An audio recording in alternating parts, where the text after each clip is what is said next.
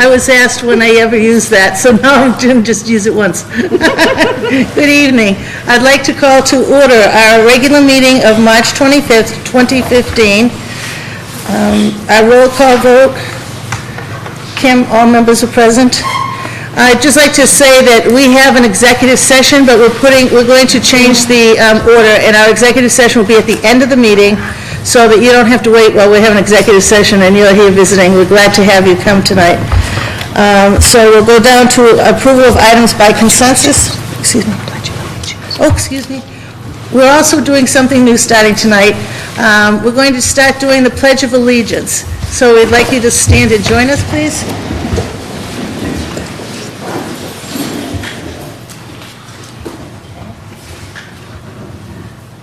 Allegiance to the flag of the United States of America and to the republic for which it stands, one nation, under God, indivisible, with liberty and justice for all.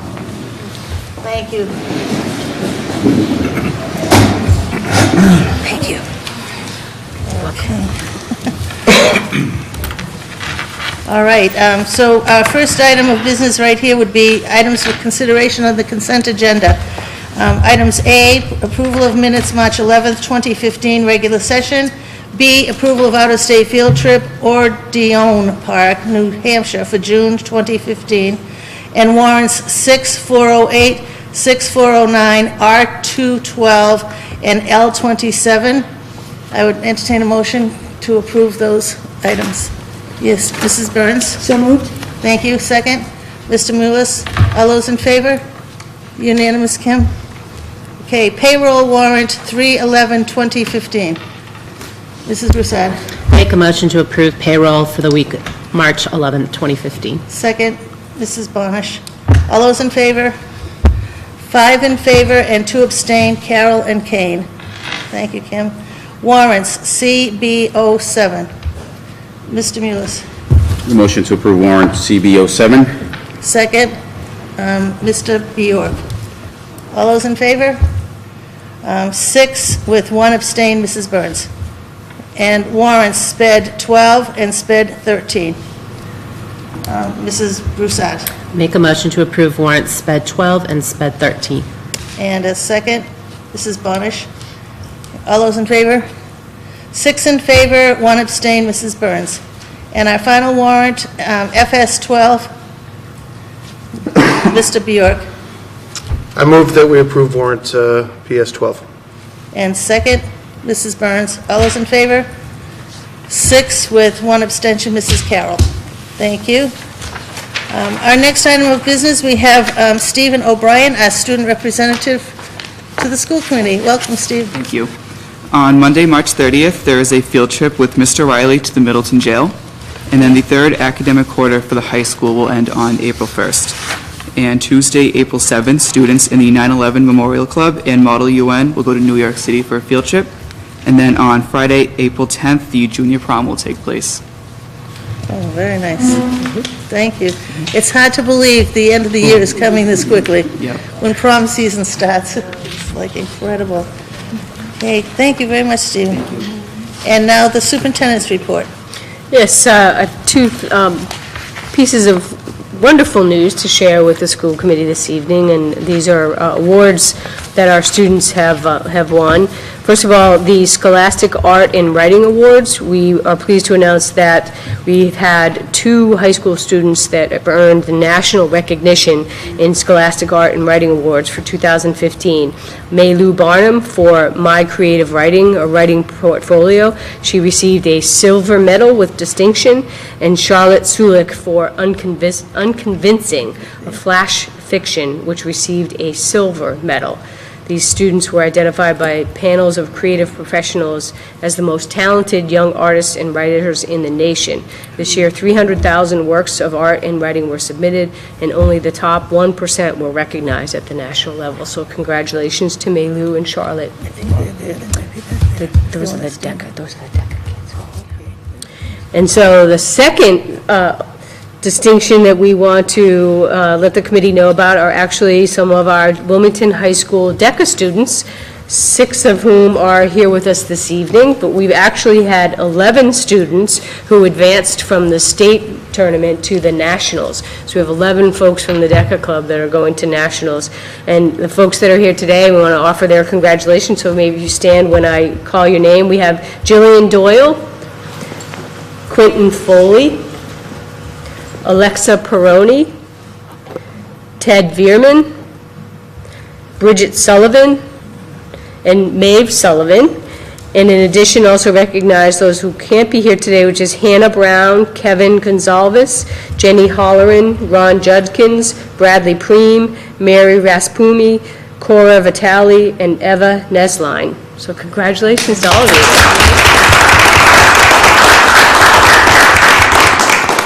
They are going to Disney World in April for their national competition, so, yeah. Fantastic. Does that include some fundraising for you, or are you all set in that area? Make a plug if you have a fundraising plug to do. Fundraising to do. On April 10th, we're having a magician, and on April 16th, the Harlem Superstars are coming to the high school. Oh, fantastic.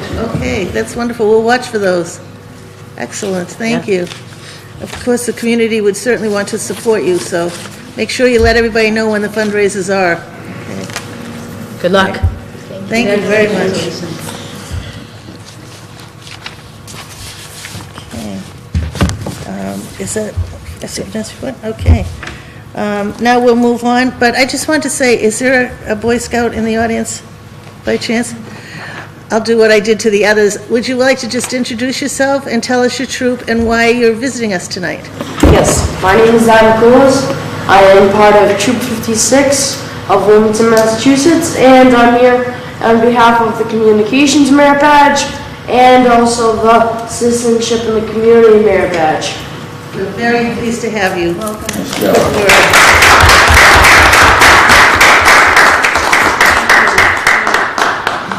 All right, that's terrific. Our next item is old business, the superintendent's entry plan findings. And if the committee does not mind, could we do a flip-flop and we'd have the middle school present, since we have presenters here tonight? And so we'll go to new business. And the first, let's see, we'll skip new business B, middle school schedule. And this evening, we have with us Ralph Olson, interim principal for Wilmington Middle School, and Terry Sheehan, who is the assistant principal, one of 2 assistant principals for Wilmington Middle School, and they're here to present to you the proposed revised middle school schedule to be implemented for the next school year. Welcome, thank you. A little bit of the evolution of where we're coming from on this. I think most of you are aware that there have been scheduled proposals that have been assembled over the years. This isn't something new that's just come across the table.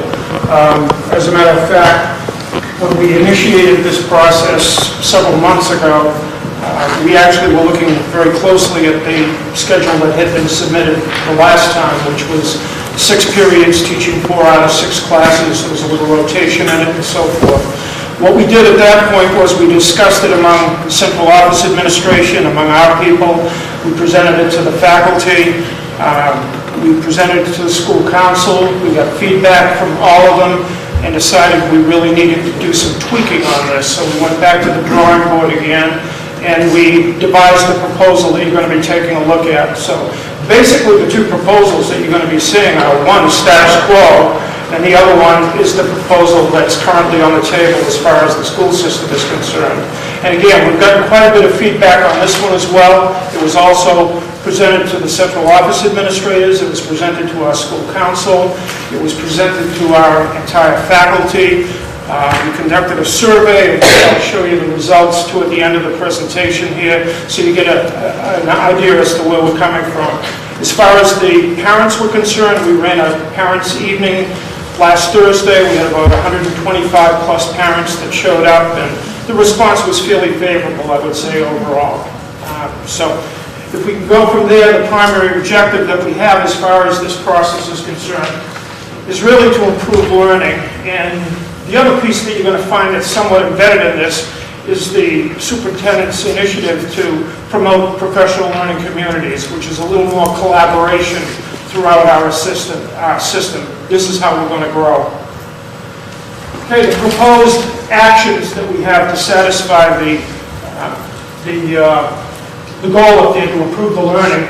Number one is to restore the grade 8 teams that we have. Last year there were 2 teaching positions that were cut. One was a social studies, the other one was a science. As a result of that, we still have 3 teams in the 6th and 7th grade. We only have 2 teams in the 8th grade. In the 8th grade, we have several crossovers as a result of this. We have a number of teachers that are teaching social studies in grades 7 and 8. We have math teachers that are looping over backwards and forwards. We have what's known as a WIN program this year, which kind of replicates what's going on at the elementary school, where we have a couple of our teachers. One in the 8th grade is teaching math. There are 2 periods that she's devoted to the WIN program, which are students that are struggling, that are not necessarily on education plans. She works with 4 or 5 students at a time. They meet every other day for a marking quarter. Then she has another section just opposite of that. She has 4 sections per quarter all the way through. In many instances, we're retaining the same students throughout. One of the frustrations is that there are not a lot of students that are being assisted or intervened, and that comes from the teachers as well. We do that in the 7th grade with the ELA program. There's an ELA WIN program that's there also. The downside of that is you take a couple of sections away from your traditional teaching load of 7th grade English and 8th grade math, so you increase the sizes that we currently have in 8th grade math and we have in 7th grade English also. So we're looking to restore those. The heart and soul, I believe, of a middle school, and I've only experienced 3 middle schools. I'm primarily a high school person. But I really feel it's the communication, it's the personalization with the kids, it's the ability to team, co-plan, and individualize with the students. And now that we're becoming more data-driven, it becomes even more imperative to have these kinds of discussions. The second proposed action that's out there is that we really feel that we need to have a rotation in the schedule. It just stands to reason, and I've been exposed to many different rotations in my day. I love an all-around rotation. It's great seeing students at different times of day. It's great for the students to see adults during different times of the day. And I can tell you, if it happens to be last period of the day and you have just rolled out of lunch, the cobs are dancing with the kids. If you see them coming in the morning, sometimes if you're not a morning person, you're going to be a little logy in the morning, whether you're an adult or whether you're a student. So to see the students at a different time and promote maybe more optimal learning is really the key here. One of the things that we're going to be talking about, though, in order to be able to accomplish this, you really have to minimize the number of part-time instructors that you share with other buildings. So that's a part of our proposal also. My recommendation, having talked to an awful lot of people about this, is gradually move into this by minimizing the amount of reductions that you have in your part-time positions. The music program is very key in this district, and to keep the strings and the band in the morning, we can do that with a dual rotation, and we'll show you what that looks like in just a little while. So that would be the rotation that we're trying to promote in this particular proposal. The next one would be to provide adequate learning opportunities and improve math, writing, reading skills for all of our abilities of our students. Our primary focus in this proposal is going to be geared toward the 6th grade, but you're also going to see an opportunity for interventions and maybe utilizing some of your staff in a different way so we can get optimal production out of them. And the last thing that we have down here is provide a second-tier intervention and enrichment opportunities for our kids.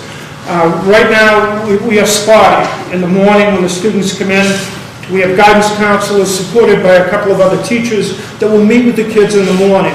A lot of it's social emotional, some of it's helping get them organized in the morning, but it's hit or miss. It's only about 10 or 15 minutes. We have a few kids that have volunteered, students that have volunteered to come down from the high school that are actually going to be working with some of our students in the afternoon. Again, we're not talking quantity, and we're talking a specific time during the day. A true second-tiered intervention occurs during and throughout the school day, so you can really provide the support. We'll show you how we're going to try to use the resources on that. Now, intervention typically means working with kids to improve their skills and organization and so forth. You can't forget the enrichment component here, and that's kids of all levels too. We'll talk a little bit about how in this academic center we could actually try to accomplish both kinds of things in our proposal. So if we could go on to the next one, and I'll take a drink of water while he's flipping.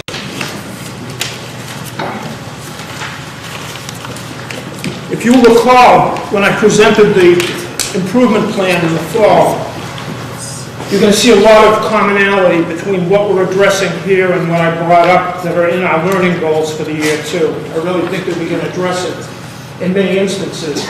The premise that I had going in, observing your school and how it was staffed, is that it's very adequately staffed. It's just how we're using an awful lot of the people that are there. Your achievement scores that you have, your assessment scores, don't truly reflect your your demographics in this particular town. The scores can be improved at the middle school level, and there are ways that we can approach this. Now, there are some constraints to the thought process that's up here in putting this proposal together. The first one is we don't have any budget allocation here, quite frankly. We've got to work with the staffing that we have and make the programmatic changes within the confines of the budget that's there, quite frankly.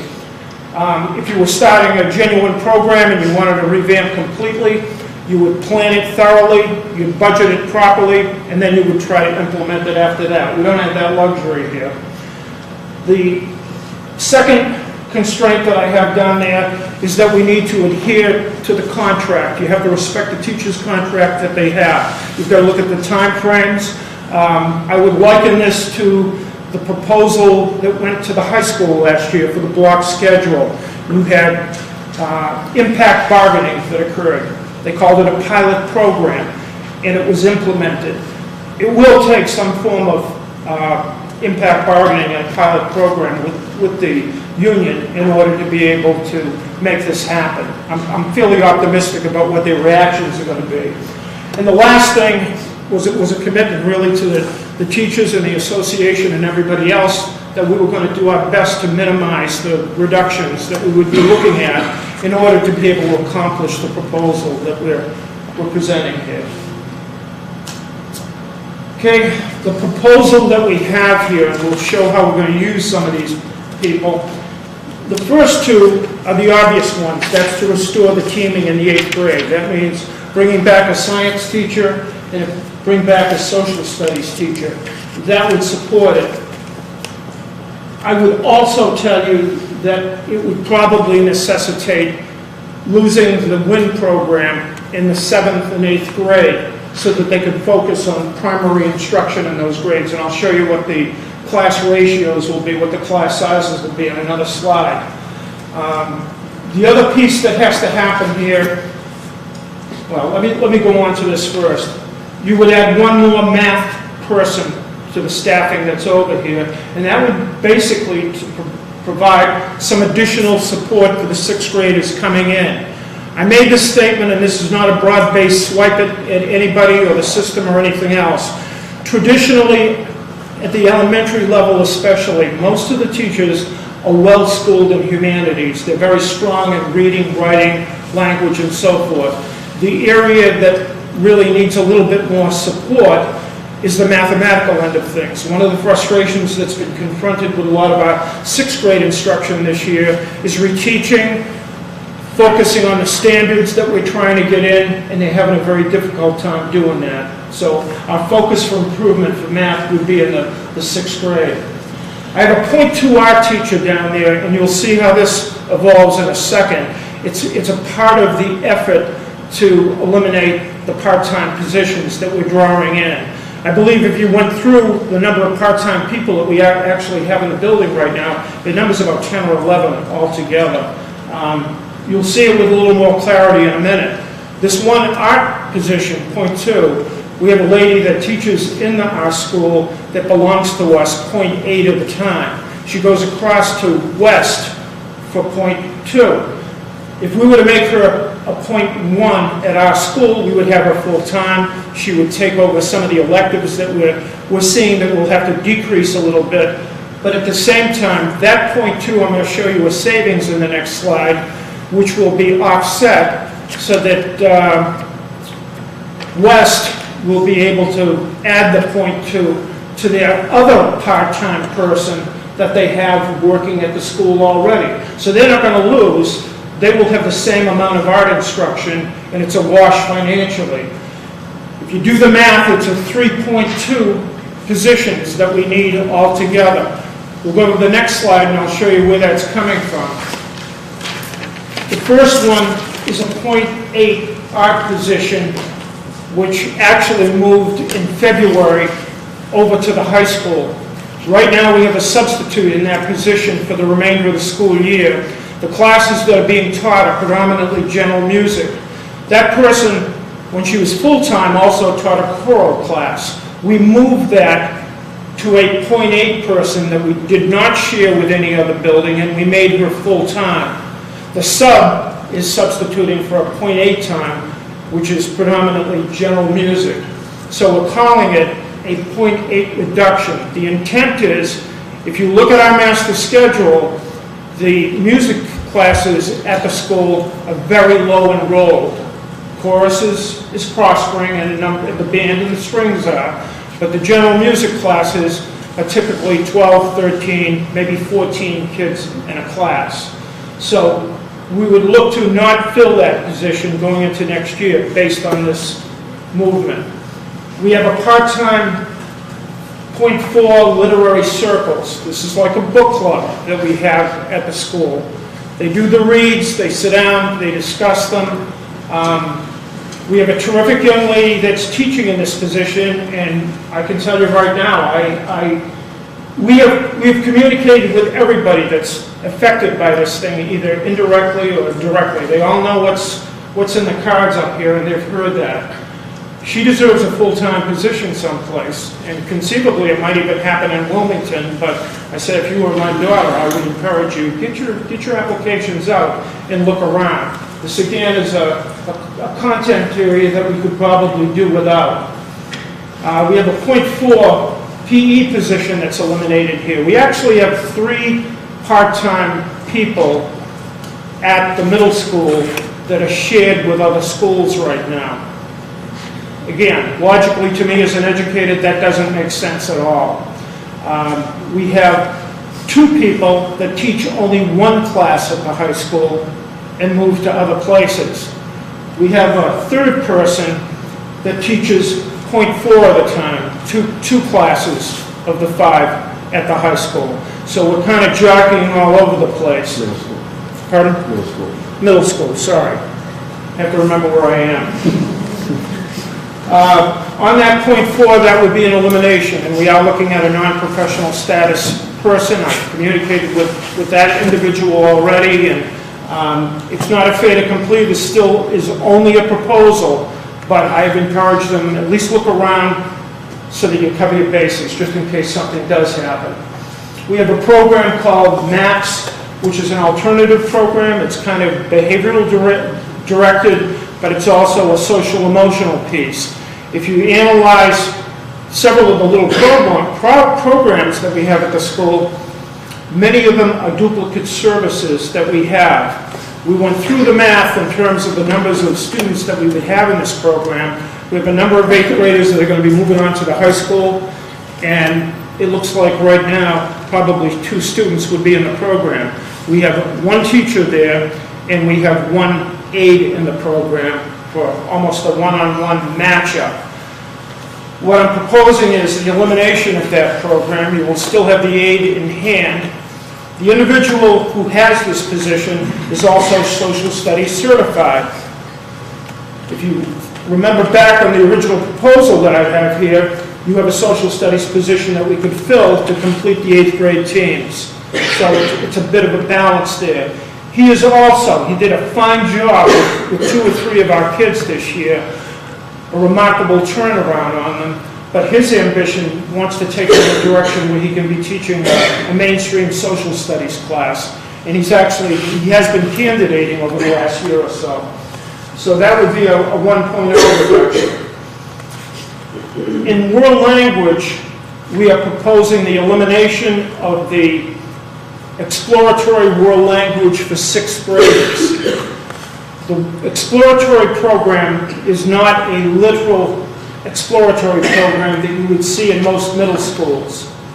The kids select a language right now and go to that class every other day for the year. In most exploratory programs, they give you exposure to 3 or 4 different languages, showing the kids the cultures and so forth. That's not what we have, and I'll be straight up with you in terms of our discussions both with Carlos and with the teachers that are teaching this. Many of them are saying that these 6th graders would probably be better served, many of them, with additional reading or additional math, and not necessarily the world language that they're getting exposed to at this level.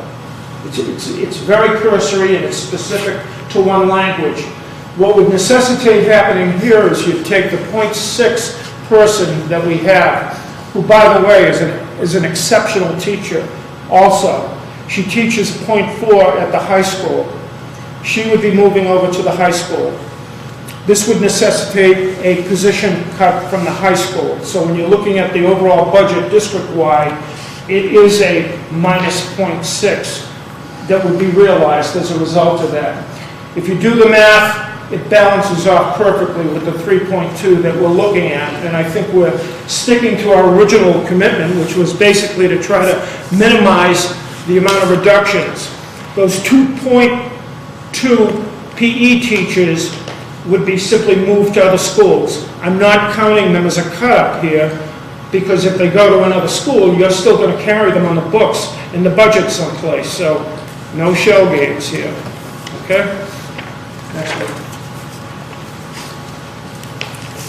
Here it goes on the proposal.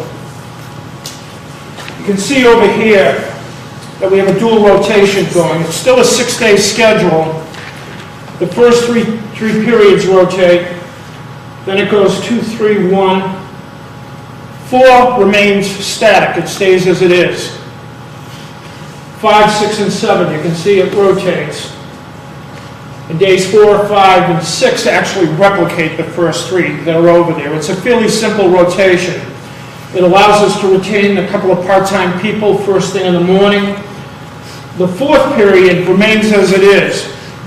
That would not be a unified arts period. The idea is keep physical education out of there. You don't want the kids eating lunch and getting sick at the same time. You also want them to be, it to be grade sensitive. You want the 6th grade to still eat with the 6th graders, not with the 7th and the 8th graders. That would do that.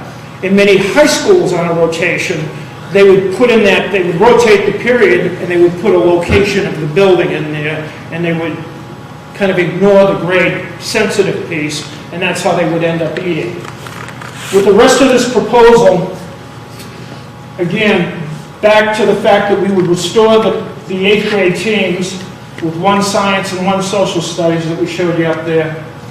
On grade 6, what we're proposing is that we add math for 3 consecutive days out of the 6, except for the enhanced kids, who would be scheduled into a world language exploratory, a true exploratory, that would give them the 3, possibly 4 languages, depending upon how we wanted to go with that. The 3 consecutive days was basically the idea of the content teachers. They felt having them sequentially, particularly in math and world language, is a very important piece of this. So we're keeping those days together. It would be complemented in the 6th grade by a reading and writing enrichment for all students, 3 consecutive days of the cycle, and it would fall opposite the math class. Again, I would go back to the fact that on the math class, what we're attempting to do is strengthen some of those skills that we've had and possibly have a heavier emphasis on some of the standards that the teachers have been struggling with getting across to the students. So they would get a little bit more with the exception of the enrichment, of the enhanced kids. Down here, we would have everything from, we would want a lot of differentiated instruction, and we would want it geared to the students themselves. Challenge the kids at all ability levels and getting them writing a little bit more. One of the things that has struck us recently, and many of you have probably heard about it, we've had a professional development on writing with colors. We've had an in-service day earlier this year, and recently at the middle school, we had the godfather of writing with colors come in. He's the director of English Language Arts in the Waltham Public Schools. He actually came out and modeled 5 lessons for our teachers. It has had a powerful impact on a number of our teachers as well as a number of our students. They've also gone over and visited and observed Waltham teachers delivering the product too. Watching the kids the past few days taking the MCAS exams on the ELA short responses, it's amazing. The highlighting is all over the place. There is a method to this madness that the kids are totally understanding and grasping. The optimism that is coming out of the teachers that are using this is skyrocketed. There's a little bit in the elementary that's being used right now too. So the intent was, let's have the programs at the 6th grade coming in, lay the foundation, do an assessment on the data, and see how it comes out. Quite frankly, right now, those teachers that are practicing this particular program are very optimistic. The godfather says, watch your proficient kids, because you're going to see a jump to the advanced kids. So hopefully that's a little precursor to some of the results that you're going to see later on. Next one. Okay, the second tiered intervention, and this one gets a little conceptual, so I'll do my best to keep it focused. The staffing on this would probably be an educational assistant and the librarian. These aren't added positions. That the present libraries in most secondary schools right now have a lot of downtime, quite frankly. And unless teachers are scheduling their classes in and there's a mecca of research happening, I can tell you from my observations, there really isn't at this point. Many schools are moving toward making this more of an academic center, where kids can be enriched and kids can be given the tools to study better and to conduct research and implement a good writing process. We have the potential to also staff this with teachers in the core subjects. And I'm going to try to keep this one simple because it does get a little confusing. In the 8th grade, you're going to see a slide in a second. The 8th grade numbers, which is this year's 7th grade class, is going to be very small. About 265 for students. If you reduce that by about 15 more, which will typically, students will go into sub-separate classes, you're looking at a class size in that 8th grade of about 19 kids, and the average in the core subject areas. If we were to take one of the periods and make them interventionists, and I'll roll out what that kind of responsibility can look at, the numbers would move to 21. That means having them teach 4 out of 7, only in the 8th grade, only for this 1 year, to assess, are we truly making inroads on our intervention, in our enrichment in this particular area. So the average class sizes in the core areas would go to 21.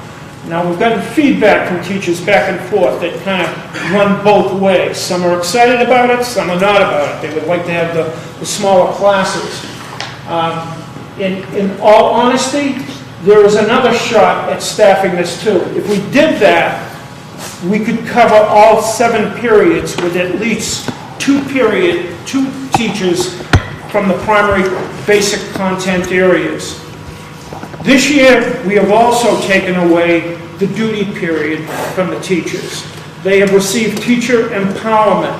They still have a lot of responsibilities because they have IEP meetings to go to, 504 meetings. They have data meetings that they talk to our leaders about on their benchmark assessments. But in the contract, You also have added days where you don't have those kind of commitments. We rolled out to the teachers, we would like you to put forth proposals that could help learning in this school. And many of them have said, I want to help through intervention. I want to work with the kids. If you had something formal that was available for those other periods too, you would see people stepping up. What I would envision happening in this area, and it's something that I have implemented in a high school before, in an academic center. You would have continuous academic support, organizational skills, homework monitoring that could be going on. Kids could be assigned there in a very flexible way.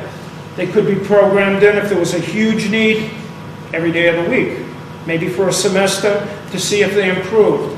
It might be every other day for a quarter. You could also look at prescribed interventions. And back to these two guys, they would be tracking the progress of those kids to see how they were doing.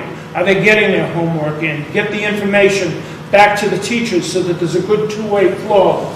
A prescribed intervention would be that student that may have an illness, get sick or something like that, that would benefit by working one-on-one, two-on-one with a teacher rather than being in the classroom with the other kids that are rolling along and they've already have some big gaps. So for a brief period of time, they could get a prescribed intervention and get ready to go right back into the class again. Again, you would want this to be a dynamic state that would be in the best interest of the kids. The enrichment opportunities that are here, and there are the possibilities that people from the Unified Arts area could go in here for enrichment too. And the example that I would give you,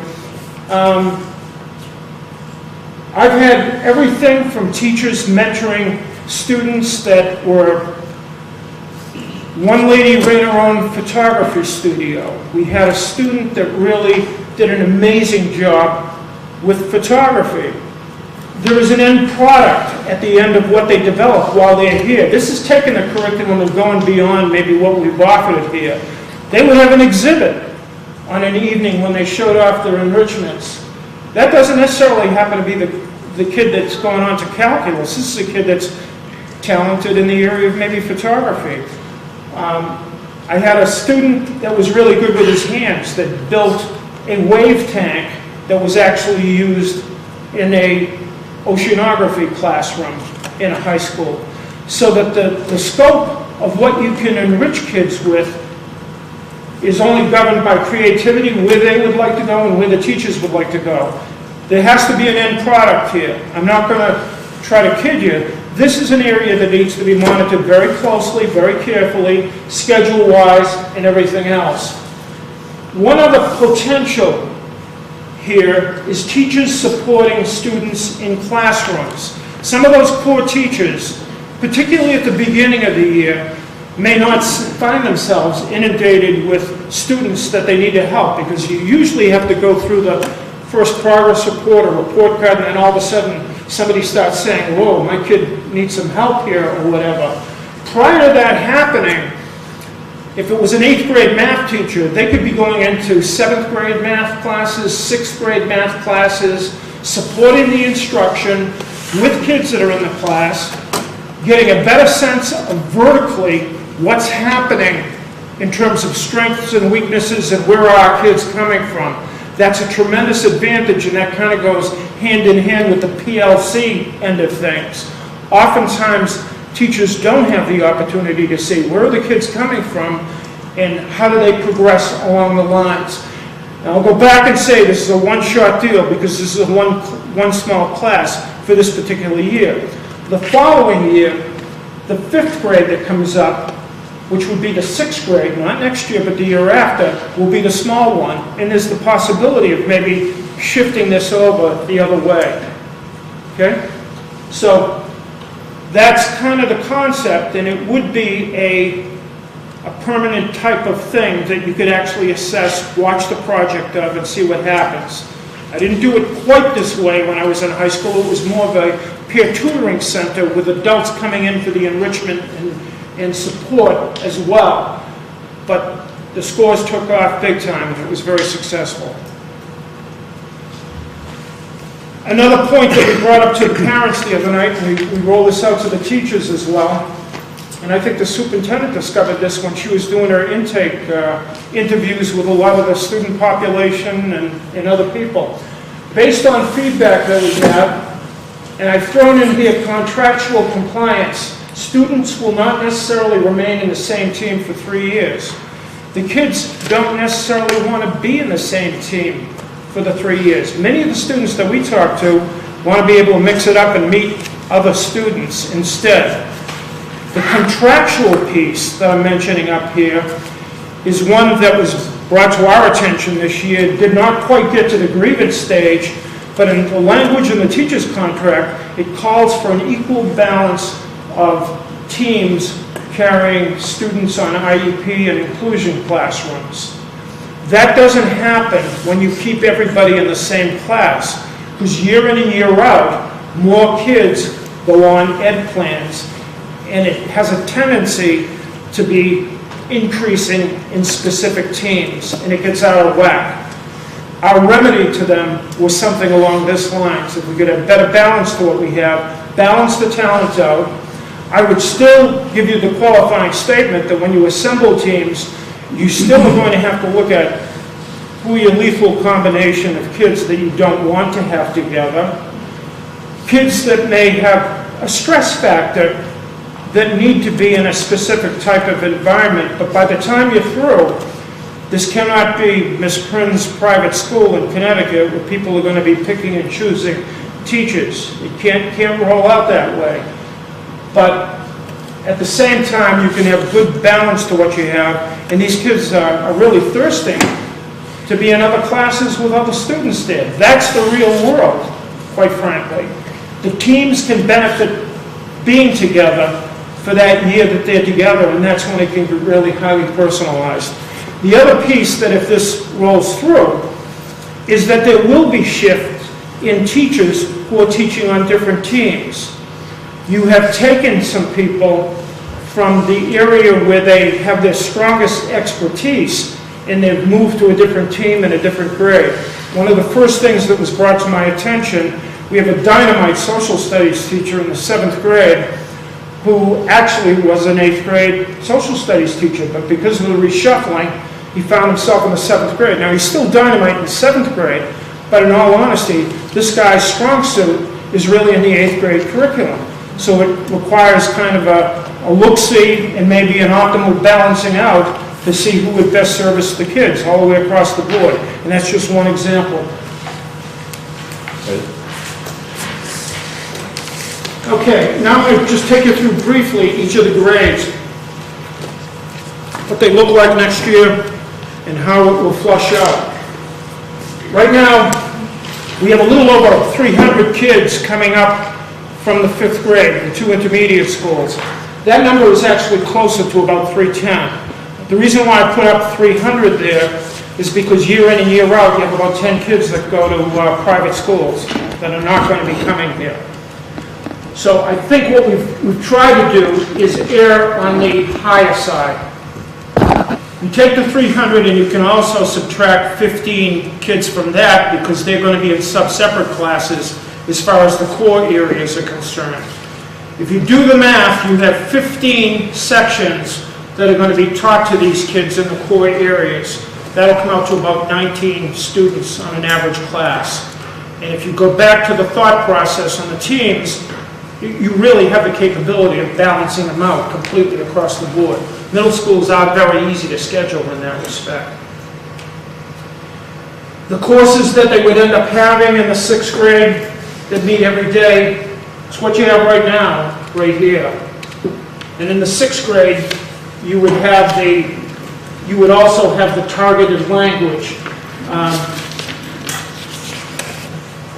basically in the reading. These are kids that need reading on an ongoing basis because they are well below the reading level that they should be in.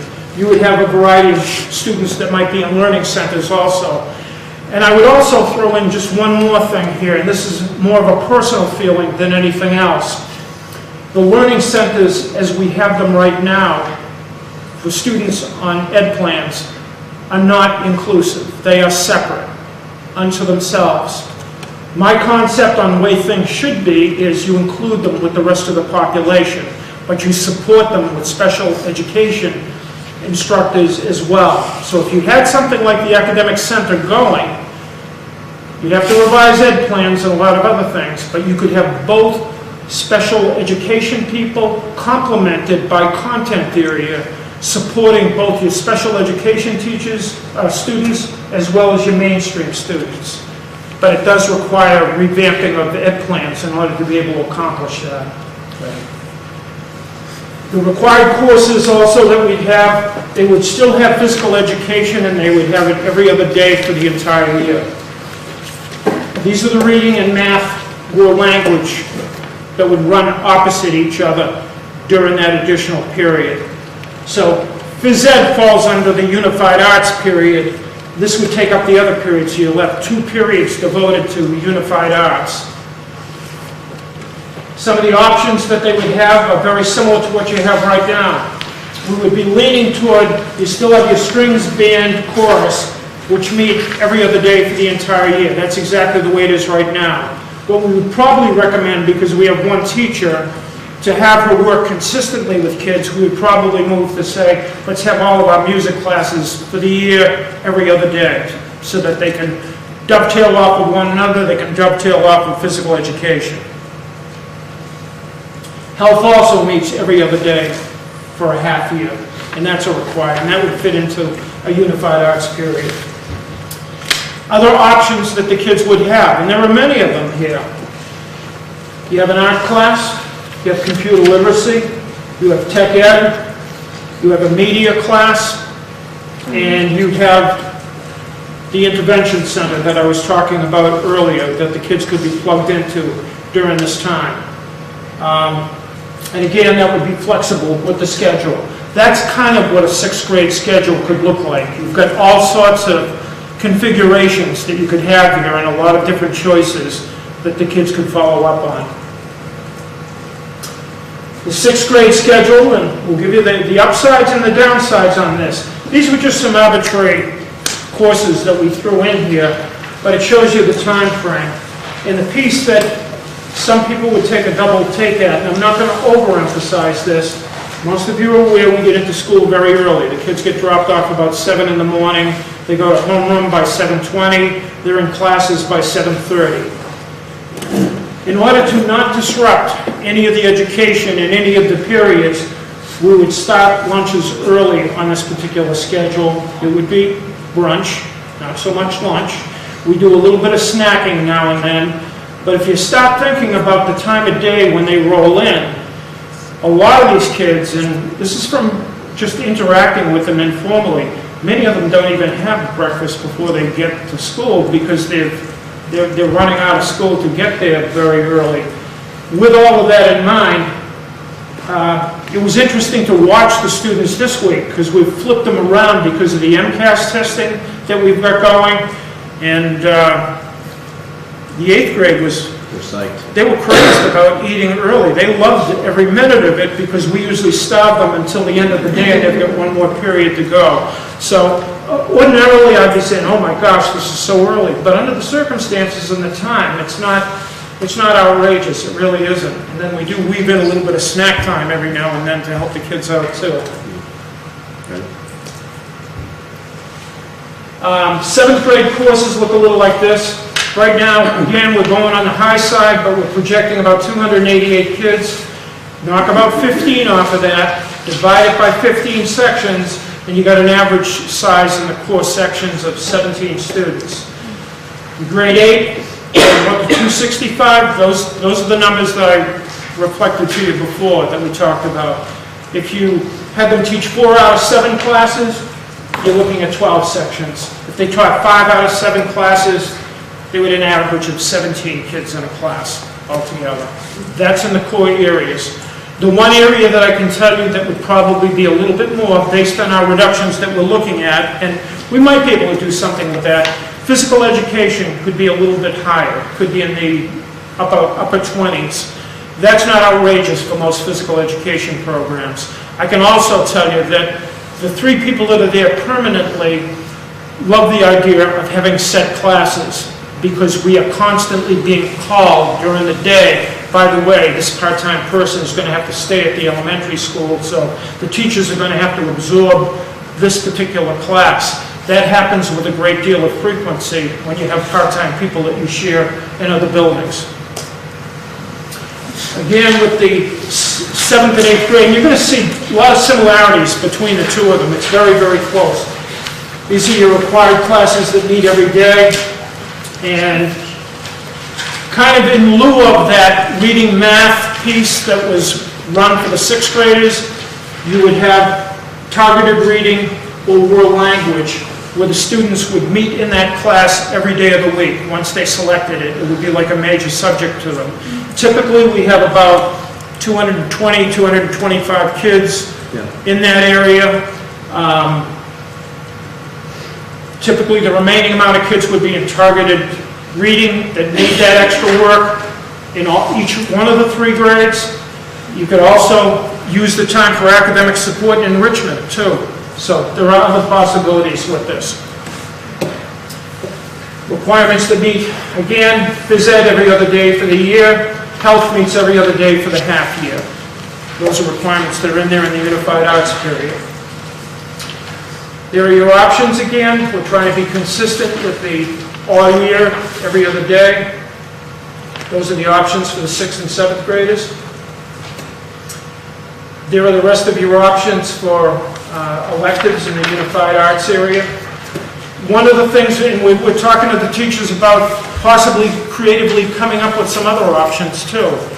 One of the things that we have in the building that we probably have not made maximum utilization of is our TV broadcasting component that we have. With a little bit of tweaking, we have the capability now of streaming to the entire community. We could broadcast that early morning show to the entire community. That being said, you could very easily develop a broadcasting media type production class behind the scenes, in front of the scenes. There are a number of curriculums that are out there. I can tell you I've worked with them in the schools that I've had in. That kind of excites me, and it shows an awful lot of potential that you could have for communicating what goes on in the school, and it would make it a heck of a lot more exciting. You'd have students out there videotaping everything from plays to activities to sporting events to whatever you have around the school. It's what a typical grade 7 would look like, and again, we're sticking with the consistency as far as lunch is concerned. It's a little bit earlier than what they have right now. That's closer to what we have for a 6th grade lunch right now, actually. Okay. And the 8th grade schedule looks a little like this. You'd be over by 12:02, and there'd be 2 periods at the end of the day. Right now, we're dealing with one class at the end of the day once the 8th grade has their lunch. That's the 3 of them together, so you get a bird's eye view of what the lunches could look like. I'll take it back to the survey results that we put out. And we also gave the teachers an opportunity for narrative comments to us and everything else. I'm not going to bore you with the details. These are the choices that we had here. As you can see, this was status quo. Keep the schedule the way it is right now. Under 15% of the teachers want to go with what it is right now. That 4 out of 6 classes on the schedule. The first one that we talked about, which they were presented in detail, and it had a number of other options. You had about, I think, is that 19%. And the one that you have in front of you, there were about 66% of the teachers wanted that. The analogy I drew for the parents last week is, if these were presidential candidates, this one would be in pretty good shape. So you can see there's a pretty good feel about that one. The next one. That's it. I don't have the next one.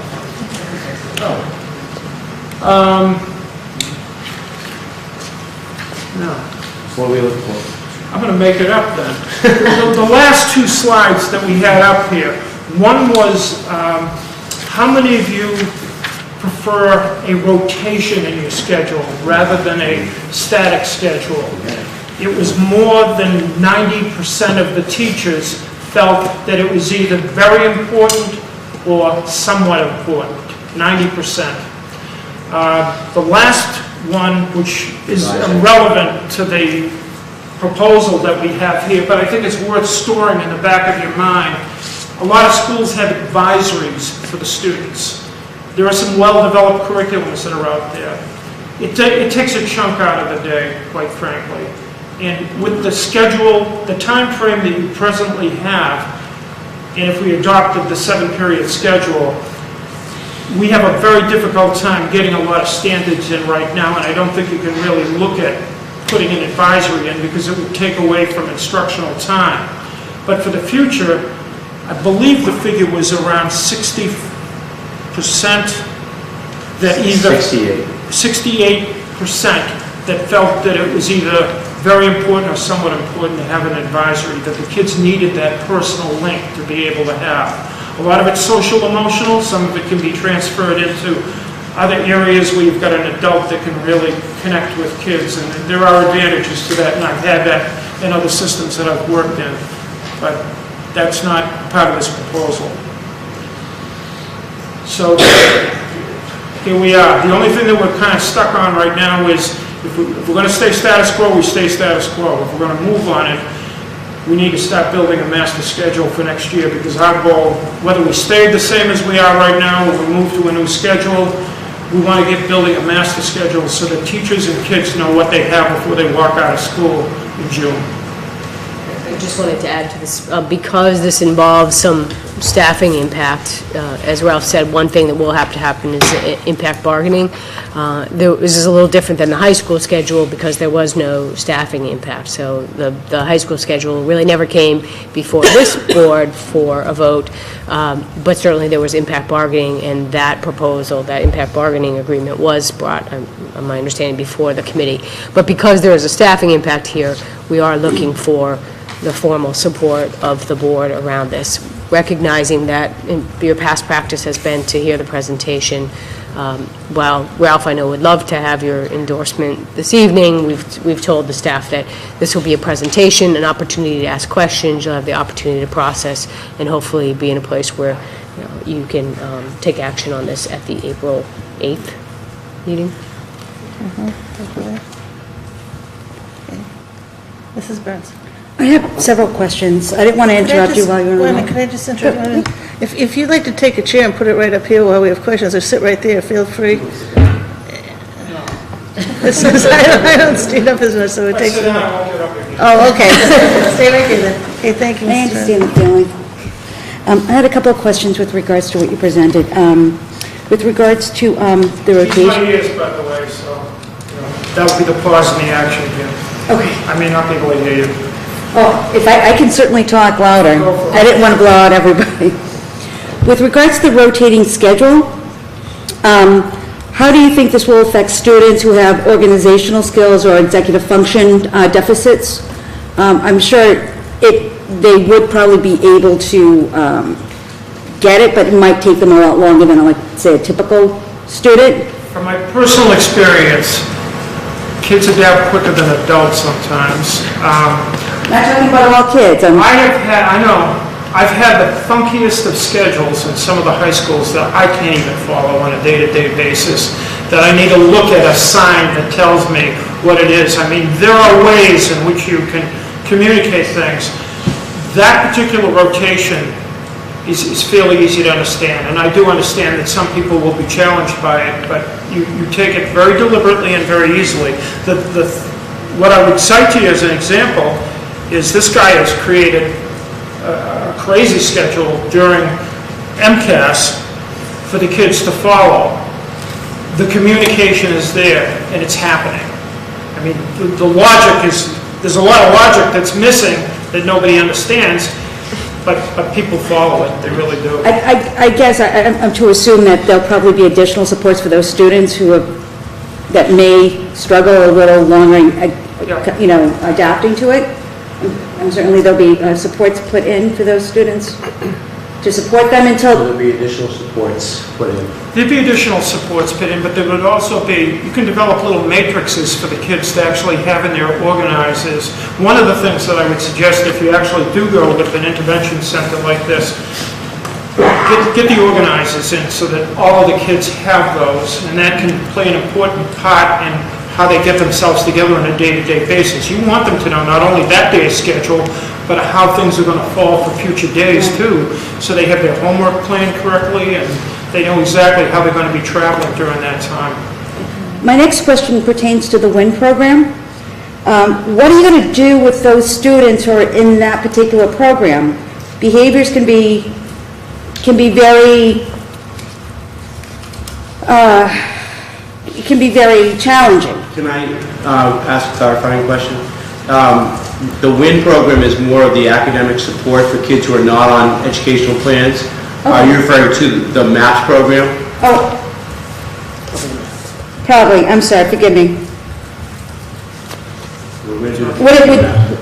Where would these students go if The you... students that are in the MAPS program, the two that we have remaining, we still have an academic assistant that is still there, and we have at least 2 other programs that deal with the social emotional piece as well as the behavioral end of things.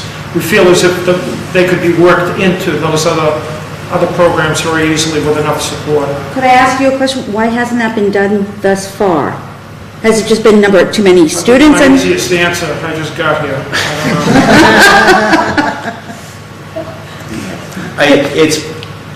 I would say that it's an opportune time to look at doing that, as well as to back up and reassess and reimagine the program because of the low number of students that will be in the program at the beginning of next school year. It is sort of a happenstance of circumstance, if you will, that it's the first time we're starting with that little amount of students in the program. A couple of the kids that are in the program are not on IEPs at all, and it's more behavioral than anything else. One of the program modifications that Terry and I have been talking about was what he's seen in the Braintree schools, which is basically keep these kids included, but have that one person be able to go in, monitor, alter behavior, get them in as regular a classroom setting as possible, but provide those supports and Well, that's the parameters key, for them. and it's providing the supports consistently, too. Right. That's going to make that a success, and, Yeah.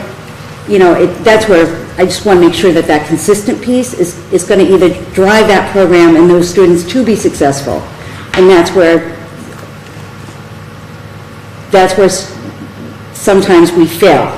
And I think that's, I'm trying to be diplomatic about saying it, and I'm all for it. I think the theory behind it, I think it's exactly what we want. I think it's what Superintendent Delay had spoken to, with getting these kids out from these sub-separate classrooms and into an inclusion setting with support. But I just want to make sure that going forth, because I think it's a great piece that we should be doing. Just want to make sure that those supports are there for those kids for when they need, when they need it consistently. That's all, And I just wanted to add to that, one of the things we're looking at right now is the staffing in the guidance social work area and making sure that there are 3 full-time people that are all available to address the counseling, behavioral, social, emotional needs, and in fact, prefer to have a model where there is 1 counselor assigned to each grade level, and that they would actually loop from year to year. And once they develop those relationships, and I would see that as being part of the role of that counselor to provide those supports. that would be wonderful. That'd be wonderful. With regards to the second tier aspect that you spoke to, with regards to the rotation of staff into the supports services, what about planning time for the teachers? I knew that was something that That's contractual. They all have at least 1 planning period every day of the week. Okay, so that's not going to impact that? Okay. Not an impact. What he's saying is by reducing the sections, you free up a period, that's the period they're available. So they still only have 5 of the 7 where they're expected to provide structural instruction support. Period right now. But the 2 Technically, if you turn back the clock, that was teachers sitting outside of bathrooms, doing cafeteria duty. Administrators have done all of that this year. All right. We don't need it. And I just wanted had one last question was, this master schedule, would you be taking the rest of this year to build it and create it? Because I kind of would like to see exactly what you're proposing and what you're expecting to implement before I sign off on it. And what You're seeing the schedule, I think when they say master schedule, they mean actually, once the kids pick their subject areas, building the schedule for each individual students, what you're seeing up there. So this is what they're proposing and rolling out then for next September? We've got an impact bargain. The teachers have to be willing to go along with it. Of course. I mean, I know there's things that go into it, but And I would really like to get some of the people who want to apply themselves, like to a second-tier intervention, see how it's organized and see how we can make it work. It's not so much, it is programs and it is concept, but it's more about people and their level of commitment to do the job right. I think that's the nail on the head in seeing this become successful, that we want. That's exactly what it is the buy-in to it. So, thank you very much. Thank you. Mrs. Brissett? I have a question. I have to think about how I'm going to word it, but I recognize the value and the benefit to having the house approach or the team approach so that the teachers and the students develop that relationship. With this new proposal, my understanding is that it could change, the kids could switch house year to year. If that's the case, why bother with a formal house structure? Well, one of the things I know at the meeting, I said that if we proceed, it certainly isn't my decision, but if we do proceed, that we actually eliminate the house structure of having strictly Challenger, Discovery, Explorer, and that in its place, each grade level has 3 different named teams. So maybe you still have Challenger, Discovery, Explorer at the 6th grade level, but the 7th grade level, maybe you have Enterprise, Voyager, and Pegasus.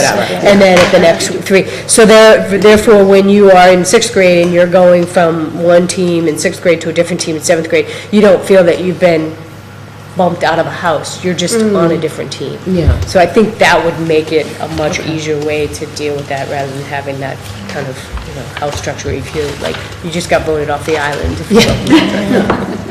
The other point that I made to the parents the other night is that it has really been amped up in terms of the individual kid data that has been provided to the teachers to actually take a look at.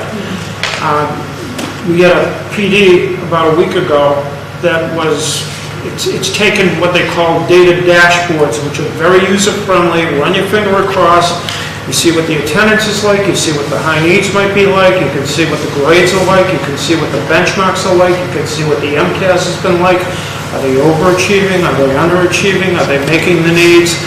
And it almost, with teachers talking about kids that are on their teams, it can really address that business of sometimes that kid in the middle gets lost in the shuffle. But if you have the time to really dissect that kind of information, you can come up with a little bit of a success plan to be able to, how do we move forward on these kids, whether it's enrichment, whether it's remediation, whether it's pressing the right button that they're in. Why are they successful in certain classes and not in others? Thank you. I just have a quick question. I want to go back to what Mrs. Burns said about we're voting on something, and some of it seems almost conceptual, like the part about the teams. Are we going to vote on something very specific?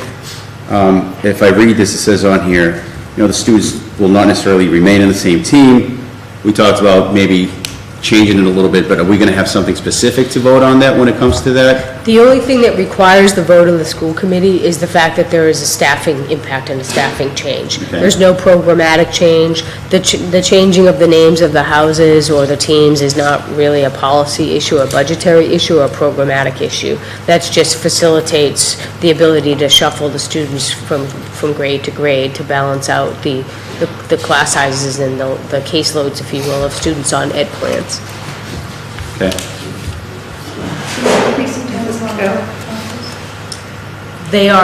The class sizes are essentially the same time frame. They're 49 minutes. There's no passing time built into the schedule, so that's always It's the identical schedule with the exception that the periods in the morning rotate and the periods in the afternoon rotate and the lunchtime shift. Otherwise it's identical. Oh, okay, great, thank you.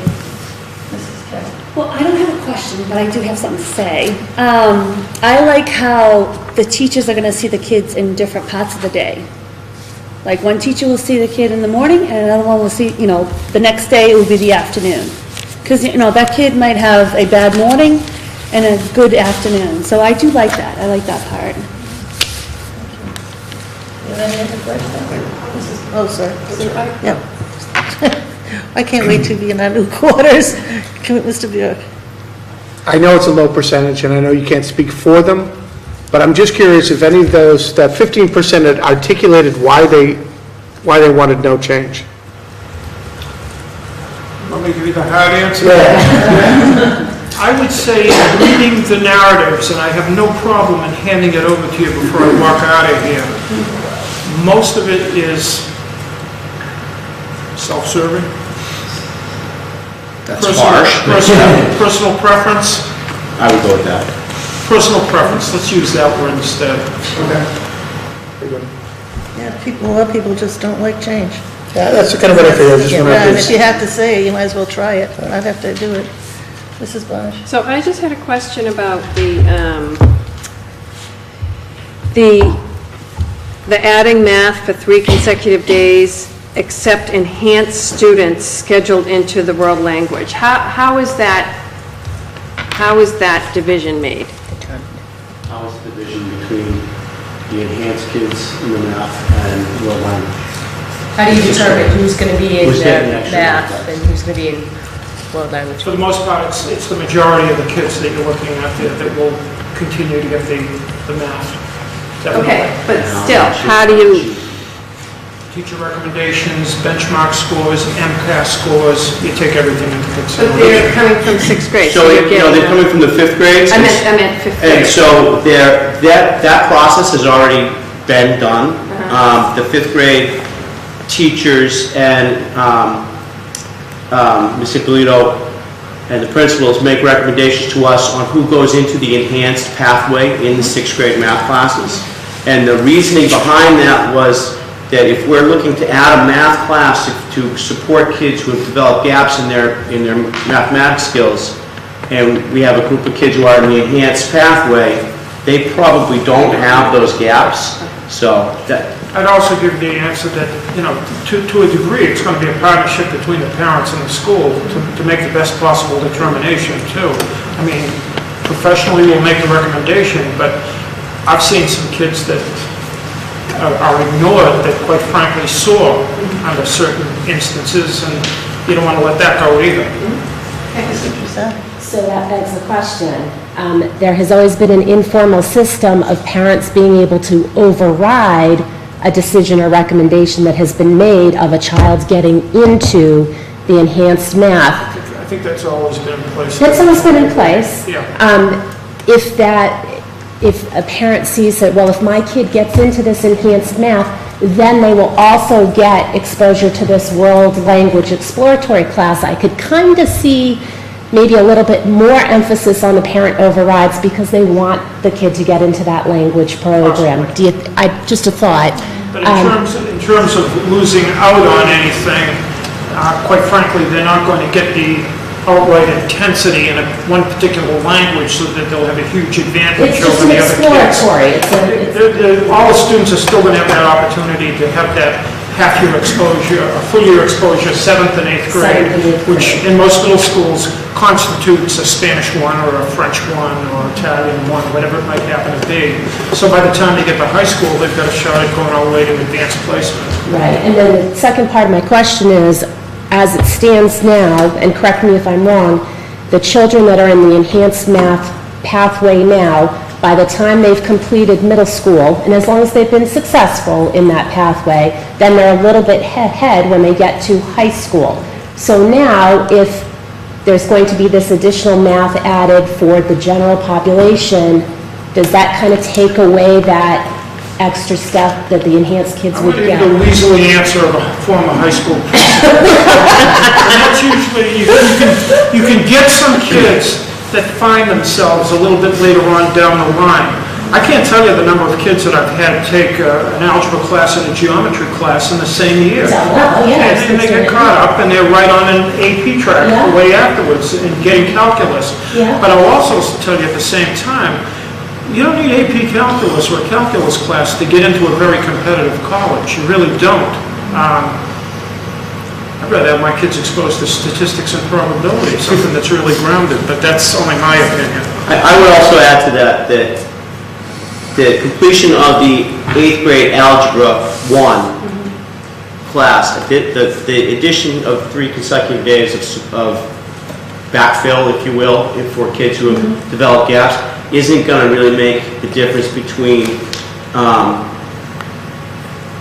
it's not going to add that much extra, so those kids aren't going to have that Algebra 1 completion. I'm not saying that the right way, but basically what we're trying to do is we recognize that there are areas that our kids need some extra support in general, that in order for us to complete the standards in the regular math class, they need some extra help in the 6th grade particularly. And so the enhanced kids who may not need that help, don't need the help. So they're going to just go on their enhanced pathway. I should call it pathway, pardon me. The enhanced pathway. And the kids who are on the standard pathway, they might need a little bit of help filling in some fractions. I get, decimals, if you talk to our 6th grade teachers. I'd like to follow up on this because to me, this is the only glitch in this program. I think you've done a fabulous job. Basically, I thank you for going to the staff and the parents and making choices that came from, that they helped you to make. And so it's not like this has been a futile exercise and people are going to get something that they don't want. They have said, they have spoken, and we're giving them basically what is educationally sound, and they know that we're helping them to get what they want. And so I think that's really important. At the end of the 6th grade, 7th grade, 8th grade, do the teachers have the option for those enhanced children to put them down? And if they're not in the enhanced group, can they put them up? Or, because the idea that in 5th grade determines your math for the next 5 years really sets against me. And I have to know that there's a way for those children to... I totally agree with you on that one. And if you can challenge kids and they can respond to them, you certainly want to do that. In one of the other middle schools that I've worked in, we had exactly that. We went out and I showed them the numbers that we were dealing with, and they needed an extra teacher. And quite frankly, we added an additional section of enhanced or algebra at the 8th grade level, and one of the students that would not have had that opportunity, I got an email from the mother later on that said the kid just got a perfect score on his math MCAS, and he's got all A's at Cardinal Spellman High School as a freshman. So yeah, there are kids that need that, and you'd like to think that it's a perfect world and we're going to be able to figure out exactly who's going to rise to the occasion and not, but it's not a perfect science, and you've got to roll with it a little bit. And again, to add to that, and I think this goes back to Ms. Prasad's question, middle school is nothing if it's not fluid, and so I think that is very much a necessary part, not of only the proposal, but the pathways we have now. So, yes, the short answer is yes. I think teachers are able to recommend kids. The difficulty is that as farther you get into 8th grade, it's a harder jump to make because it's a bigger amount of space between the pathways. One of the things that we hope this extra math class will do is help those kids who don't have that far to jump be able to make that leap that much easier. Well, my other question on that was to the timing of it. You were going to have the 2 blocks in a row so that the students would, did I read it wrong? Not necessarily. That just is how I typed it. 90 minutes of it or something? No, that's just how I typed it in that particular, I thought I changed it for this presentation. You're going to be running 5 periods out of the day. It's going to be pretty random. Can I tell you that there won't be a couple of kids who have math and then math? I can't, because there's a certain amount of periods in the day and a certain way the kids, if you're in that block here, you have to be in this block there. However, it won't be sitting in one room for 90 minutes. It'll be two different teachers, two different classrooms, different curriculums. So, your 6th grade math will be with your 6th grade challenge teacher. And then if you had that extra math class next, you would stand up and you go to a different room with a different teacher, and it would be a different curriculum and different kids in the class. So it's not ideal, but no, it's not going to be everybody, but there is function of the schedule that has to be. I should clarify, I don't know that it'll be different curriculum, but different instructional different strategies that are utilized to be able to address the content area for that particular student. I don't know if Kate also wanted to add anything in terms of the math and the... Yeah, I just wanted to say that from the time we implemented this enhanced pathway a couple years ago, we're careful not to use the word track, because we're not tracking kids. Once they get into a track, that's it. They're in that track and there's no adjustment. We know that students at this age develop and blossom with, abstract understanding at different times. And again, it's a partnership between the teacher and the parents when we recognize that a student in the 6th grade really is showing a lot more promise. We can move them, and we have moved them early in the year if it's recognized early in the year, and we have moved them at the end of the year if it's recognized later. We also provide them opportunity to take a course in the summertime to demonstrate readiness, to make that jump. We've done that for incoming 6th graders. Sometimes parents have opted to send their children off to tutoring, and then there's an assessment administered again, and the understanding being that if the child passes this particular assessment at the conclusion of a summer tutoring, they are demonstrating readiness, they will be placed in that enhanced pathway. And to the same point, if students are really struggling, that's why we have all the different data points that we use to set children up. We want to set them up for success. If they're struggling, they may need to change their schedule and, join their peer group in the standard math pathway, and that can happen too. We handle it on a case-by-case basis, but our decision-making is around data. It's in conversation. It's in what we see in the classroom and what we know of the child.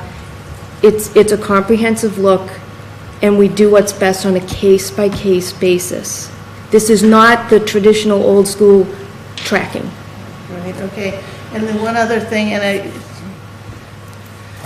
how to say this, is, all right, so we're putting in 3 blocks of something new in math, or maybe not new, the curriculum, but we already have an issue in the 6th grade with what they're teaching. Even though the other people always have it around the state also, we all seem to have it with 6th grade curriculum. And are we going to be, can we be guaranteed that those 6th grade teachers are going to have the materials they need to teach that 6th grade curriculum? Because we're still not aligned to the Common Core, which is not our fault at all. Right. I can't imagine if they aren't getting a little nervous that now they have to come up with this other information. Well, the other piece I imagine that it will be very data-driven, and that additional math class will focus on standards that stand out amongst that grade level for additional support.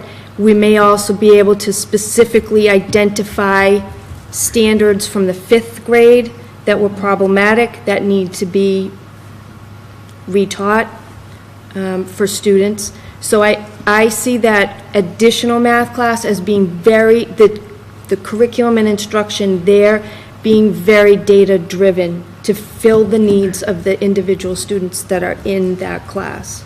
that sounds very good. And the other thing I want to add to the conversation is in the budget, we have a position that you have approved, and hopefully ultimately town meeting will approve for a grade 6-8 math specialist coach, and that person will be responsible for helping to coordinate the effort to look at materials, and whether there is and soon to be or is a Common Core aligned middle school 6-8 or 6 curriculum that makes sense for us to adopt. I think that will be what this person will facilitate, the conversations and the research and the examination of what might make sense.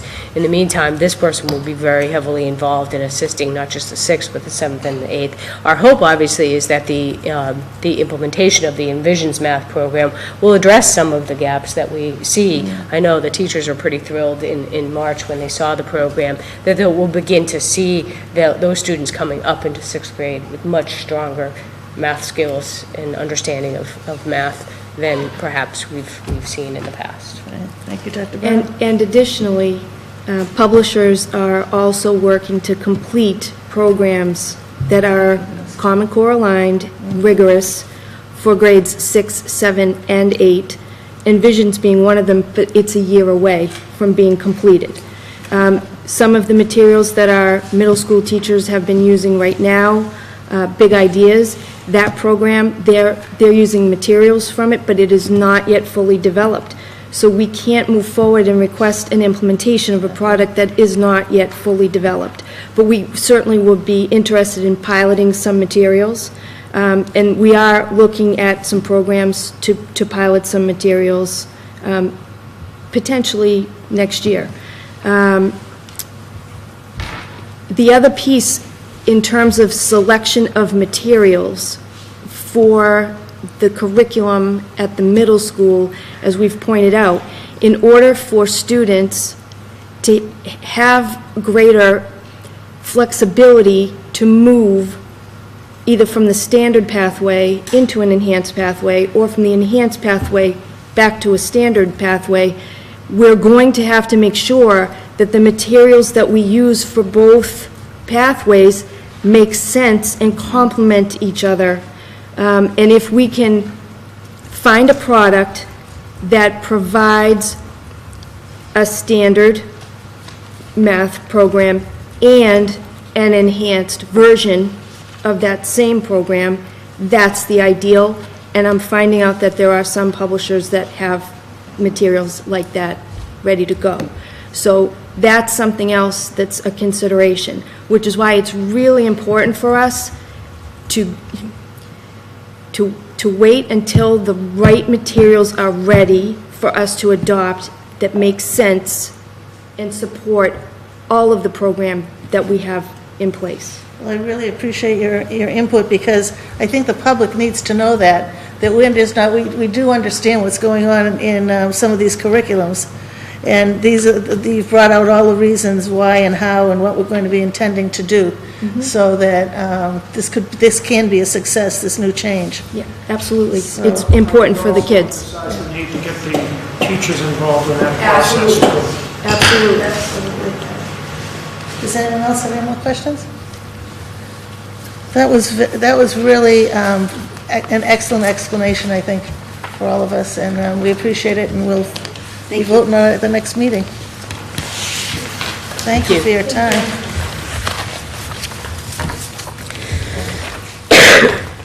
And we'll go back. We're going back to old business, superintendent's entry plan findings, old business, letter A. Yes. And in continuing on, I don't have the PowerPoint slides because I know you all have the materials in your packet, but continuing on in the approach that we've taken over the past meeting, chunking our entry plan findings, we're focusing on 2 standards this evening, and those standards include curriculum and instruction and assessment. Under each of those standards, there are 3 indicators that we will address. So as I step through each, I'll step through the standard and indicator, presenting the findings and the opportunities, and then provide folks with the opportunity to ask any questions or make any comments around that. So the first indicator under curriculum and instruction is effective curriculum.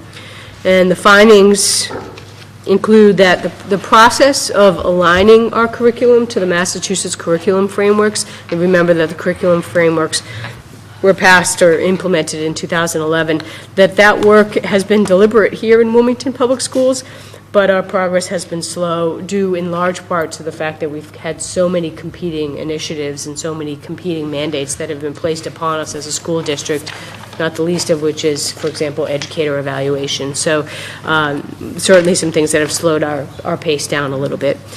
We do have a curriculum review cycle that exists, and I will note that not all school districts actually have a formal curriculum renewal curriculum cycle, so the district obviously is to be commended. That's a strength of the district. That cycle, though, has not been consistently adhered to, and that's in large part due to external factors. One perfect example being the next generation science standards that we're still waiting to come out, so we haven't really done any renewal of our science curriculum because we're awaiting new standards to be released. Despite the fact that we have very dedicated curriculum leadership, we have curriculum leadership that starts obviously at the top with our assistant superintendent, Dr. Burnham, and continues through to our principals and our curriculum team leaders. We have that leadership in place. We have structures in place. Unfortunately, we have a lot of time constraints. We have competing priorities, and so that has limited the ability to have a cohesive, aligned, and consistently implemented curriculum program here in Wilmington Public Schools. We get feedback from staff, parents, and students that some of our curriculum materials could be improved. In some cases, they may seem dated. In some cases, they may not seem as well aligned to the standards, and that's something that we're obviously working on. Parents also report that they would like to see more information and instructional resources available to them. And I know there's been a large effort over this past year, and one of the goals of, one of Dr. Burnham's goals, actually she shares it with Mr. Ellis, is to look at how we can provide more curriculum and instructional resource information available on our website for parents to be able to use. And that will continue to be something that we'll work on over the next couple of years, and making those resources available so parents can know exactly where in the curriculum, where in the scope and sequence their students are, and to be able to support their students at home with respect to homework and in providing support. In terms of the opportunities, looking to provide sufficient resources, time, and professional development, which is really important to support the curriculum alignment efforts. So continue the good work that's being done by our vertical teams and our curriculum leadership teams and our departments to be able to spend the time and spend the effort and get the training necessary to be able to support that alignment. Provide sufficient time and professional development to ensure appropriate knowledge of curriculum standards and skills. We've done a lot of work and continue to do work in this area in terms of unpacking the standards, looking at the skills that are required, and to build up the comfort level and the confidence of our instructional staff about what the standards are for their particular grade level, their particular subject, and to be able to support their work in delivering high quality instruction. Developing clear expectations, objectives, and work plans for vertical teamwork. We have vertical teams in place, and I think always you can provide consistency and coherence by articulating exactly what the vision and the expectations are for that work. Revise our curriculum renewal cycle. If our renewal cycle is off, let's take a look at it and make sure that it's a cycle that we can follow moving forward. And it's something that has to be looked at time and time again. It can't be static. It has to be a dynamic effort. And create appropriate time and structure for meaningful collaboration between curriculum leaders and educators. I think it's really important to be able to have that collaborative time available so that educators and instructors are able to get that support from our curriculum leaders on what it is exactly that is to be taught in classrooms. So I'll pause there. Mrs. Burns? I just had a little bit of more of an inquiry. In your findings, you note that the administrators report that the evaluation, thank you, responsibilities tend to crowd out the monitoring of curriculum implementation.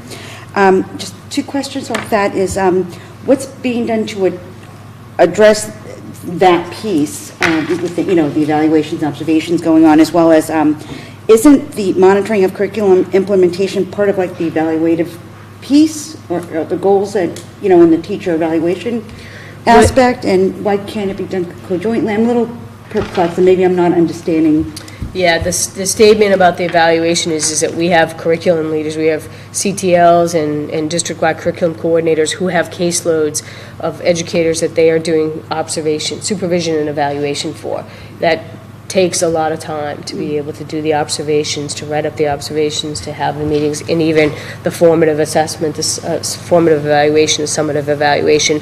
And if you're a curriculum leader, a curriculum coordinator, and you have 10, 12 staff members to evaluate over the course of a year, it's a time constraint. So you're doing those you're going into classrooms and doing those observations and evaluations, and it sometimes detracts from your ability to spend that time working in teams to be looking at the curriculum and spending the time doing the curriculum mapping and the alignment work that needs to get done. It really is a sort of a time constraint. You've crowded out some of the time that they used to have to do that work because you've burden them at some level with the supervision evaluation piece. Okay, so, but in that observation piece, in that observation piece and working towards the goals teachers have set for themselves, that the implementation of that curriculum within the classroom, is that what I'm thinking it is, or is it the curriculum implementation happen, is that referring to like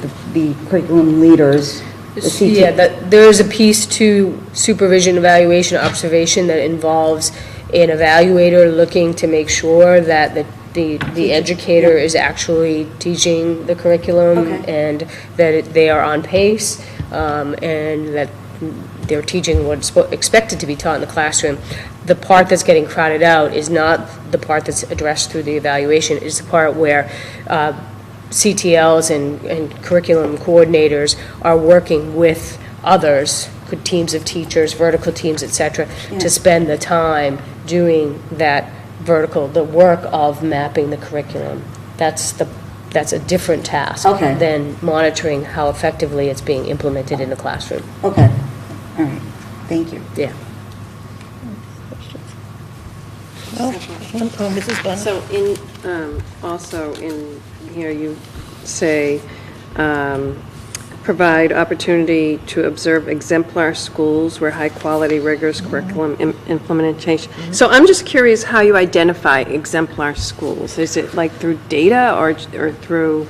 At this point, most of it is just based on our own networks and our own understandings. I mean, Dr. Byrne belongs to, you might speak to this, belongs to a number of different networks of folks who are involved in curriculum coordination, curriculum leadership, and it's those conversations where you talk to people and you identify, hey, just like Mr. Olson was talking about Waltham implementing the writing for colors. That was through the networks that we all have to identify, oh, this district is doing that, let's go see what it looks like.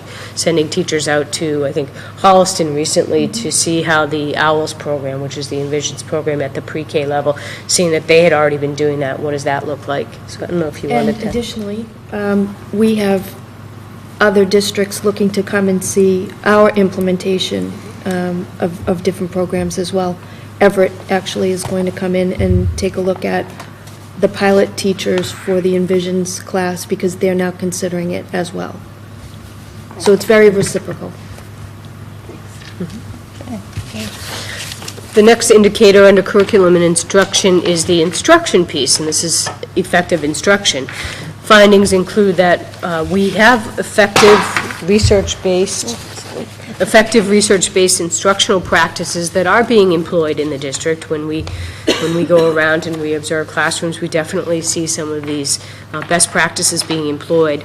But what we'd like to see, and we're not necessarily seeing, is the consistency and the universality. We'd like to see those happening more consistently across the district.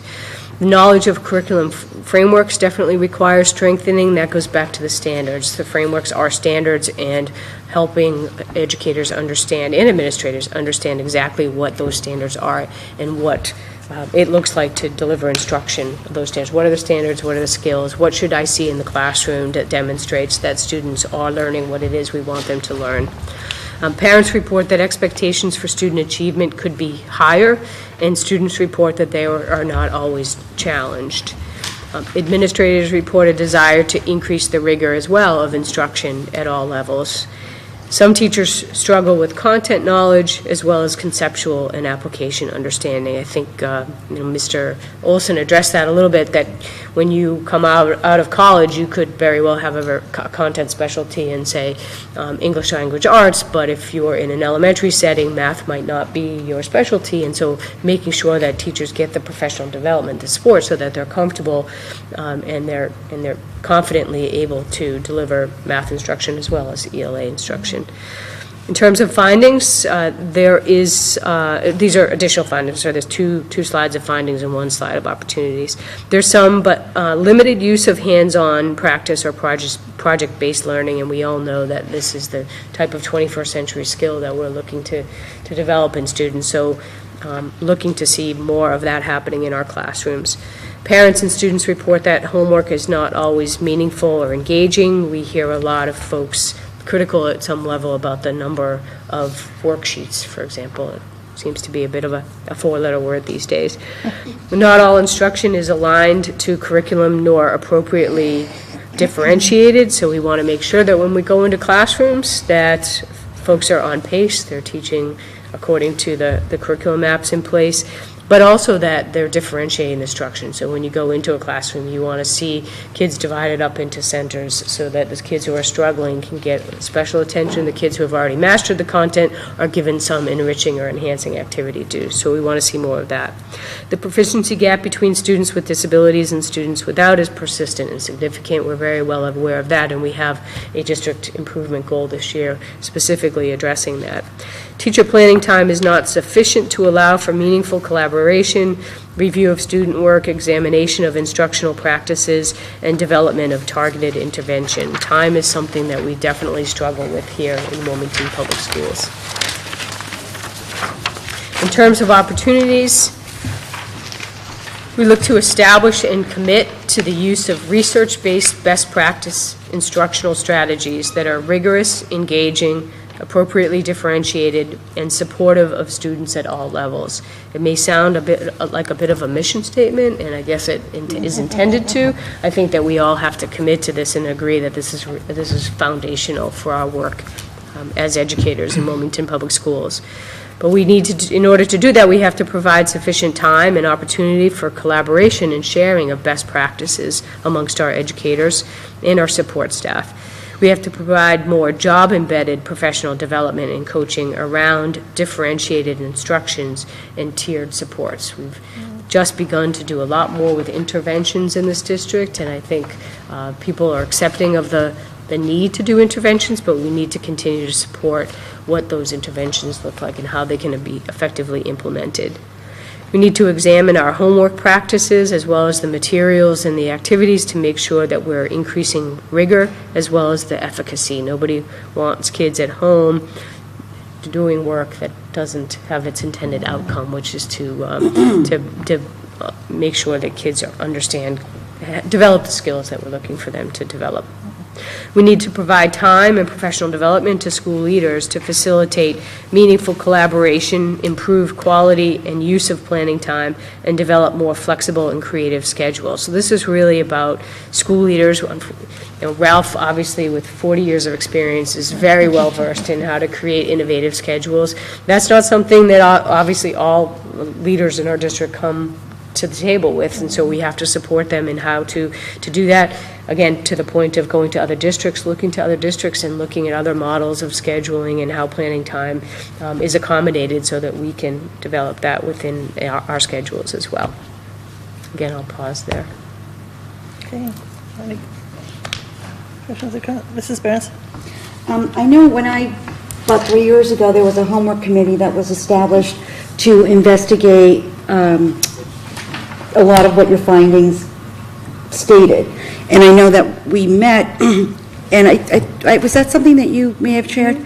And that, I don't know why it stalled. We found the findings and we were going to implement, or we were going to work on solutions, and I don't know why that stalled, because I think there was good data from that you pulled from.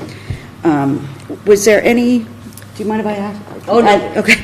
Essentially, the committee reviewed the policy, and the committee found that the policy, as it is written, was satisfactory. It really was. It's the practice of homework. Was that's that an issue? Well, exactly. It was the execution of the policy. And was there, what was the follow-up to that? It was such, especially in the middle school, if I'm correct. It's a culture shift, really, is what we're talking about. And I think, for example, with the implementation of the math curriculum at the elementary, you're going to see homework assignments that are very much so tied in a very appropriate and supportive way to the work that's being done in the content area in the classroom. As we start to make shifts in the curriculum at the middle school, you'll start to see the same thing. I think that that's one of the challenges for the new principal that will be coming into the middle school, is to start to have that coordination amongst the teams so that they're talking to each other. And it comes back to that collaboration time so that they know who's assigning what, if it's a long-term project, if it's, we don't want all 4 core areas having tests every Friday, that sort of thing. That is going to be a key piece. I think, and again, it's that time for educators to collaborate and plan together. When they have that time to do that, they'll be much more coordinated and purposeful in how they're assigning homework. Well, I think it's the amount, too. There's such a, absolutely, that dissemination, how same grade, different teachers in the same core classes, you'd have an hour, 2 hours almost worth of homework, then with another, you maybe have 20, 30 minutes to support whatever. Right. And if you think about it, if you have a parent going through that change, you're wondering, is my student benefiting and getting enough from the lesson? Right. What's the... Right. It's some parents want to see more homework because they perceive that more homework means that their child is being better prepared. I would say it's not the amount of time the child spends on an assignment, it's the quality of the assignment. You're right. And that's going to take some time to, again, it's a culture shift. It's a culture shift for parents in terms of the expectation and what they perceive versus the reality of what the outcome is. It really does not come down to the amount of time that a child spends on homework that makes an impact on their performance. I don't think it's time. I think it's the amount of work between, It really comes down to the quality of the assignments that are given, and it really has to tie back to and be purposeful to the work that's being done in the classroom. It's necessary. And that's part of the conversation that we had with the committee, but that is not part of the policy. That is about practice. And again, we see that we have culture shifts that need to occur around data use, and we are going to find, I think, that the more we dig into using that data and becoming really targeted and purposeful around our instruction in the class, I think that you will see that homework assignments will follow suit, because teachers will become more purposeful. I think the vertical team piece to the professional learning communities may also impact in that realm too, which is, I think... And the beautiful thing is that over the last 2 years, we've seen enormous growth in the number of vertical teams and the work that's being done vertically in music and the arts, special education, looking at data deeply, really deeply for the first time. So there's a lot of exciting work going on right now. And one of the key uses for professional learning communities amongst educators is specifically looking at student work and looking at data. So when we are able to implement that as a best practice and teachers have the time to collaborate to look at student work, that's when the questions come up. The student did really well on this, not so well on this. Why did the student do this? And a true Critical Friends PLC group will say, well, was that assignment really challenging enough? So those conversations and creating that time for collaboration, I think, will help to shift that. And not only should work in the context of the classroom be differentiated, the homework should also be differentiated and benefit the individual child. So again, there's a lot of work to do there. We have some work to change mindsets about what's the purpose of homework. But we're on the move on that. Good, thank you. I appreciate that. Okay, thank you. The final indicator for curriculum instruction is around tiered systems of support. You've heard us talk about tiered systems of support, and just as a step back on a note, and what we mean is that instructional model where all students receive the curriculum and the instruction that all students receive is good, rigorous, high-quality instruction we call Tier 1 instruction. To the extent that students struggle accessing that curriculum or struggle with that, then we provide interventions, we provide supports that are called Tier 2. And the high-intensity students still struggling, the high-intensity, the more intensive supports are the Tier 3 supports. But we want to ensure that all instruction, whether it happens in an inclusion classroom, a general ed classroom, a sub-separate classroom, that it's all Tier 1 instruction that's happening, and everything else is built off of that. So the findings are that there's definitely been a strong commitment to providing academic interventions to students, particularly at the elementary and middle school level, but the intervention blocks have been relatively short. Sometimes you get 15 to 20-minute intervention blocks, and folks are doing the best they can with the time available, but it's sometimes difficult to deliver meaningful interventions in that shorter time period. I think that's why we're all very excited about the schedule that's being proposed for the middle school, because it does offer more intervention time for students who need that. The district has not adopted a district-wide approach or a framework for providing tiered support. So we talk about tiered supports. We talk about things like MTSS, the multi-tiered systems of support, but as a district, we don't have a sort of a district-wide commitment to or approach to tiered system of supports.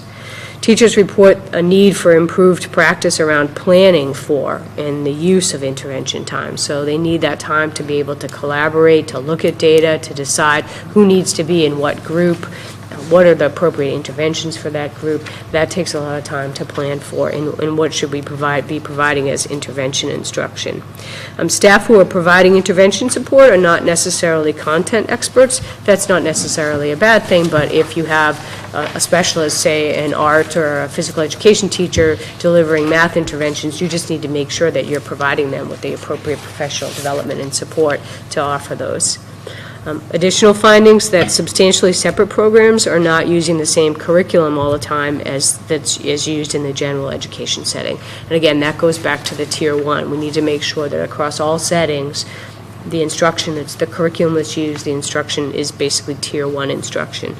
Academic and behavioral expectations are not always as rigorous for students in sub-separate programs. We want to make sure that we have high expectations for all of our students. Students in inclusive settings receive less push-in support with limited use of flexible grouping strategies.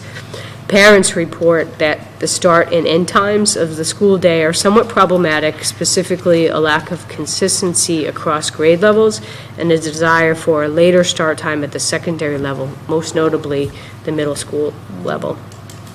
In terms of opportunities, looking to establish and clearly articulate a vision for that effective tiered instruction that all educators in this district are aware of and can commit to. Provide professional development on designing and implementing tiered supports. Ensure that effective high-quality Tier 1 instruction at all levels is happening at all levels, and provide high-quality Tier 2 and 3 interventions when they're needed. And then provide job-embedded professional development on differentiating instruction, classroom management and behavioral interventions, and co-teaching and inclusive best practices. I'll pause there. Any questions? I would just like to ask you on the findings, students in inclusive settings receive less push-in support.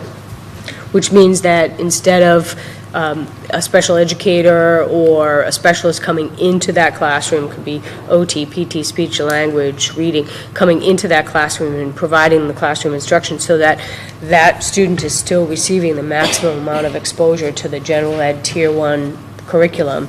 Instead, they're being pulled out, and that opens up the opportunity for that student to not be exposed to that same Tier 1 instruction when they're pulled out of that general education setting. That is an issue, I think, yes. Anyone else? Mrs. Burns? I had a question. You stated in the findings, I think I'm a little nervous, and maybe more additional clarification would be helpful, that in the findings piece with the special education staff that teach in the substantially separate programs, that not all of them possess a strong content knowledge or knowledge of grade level standards.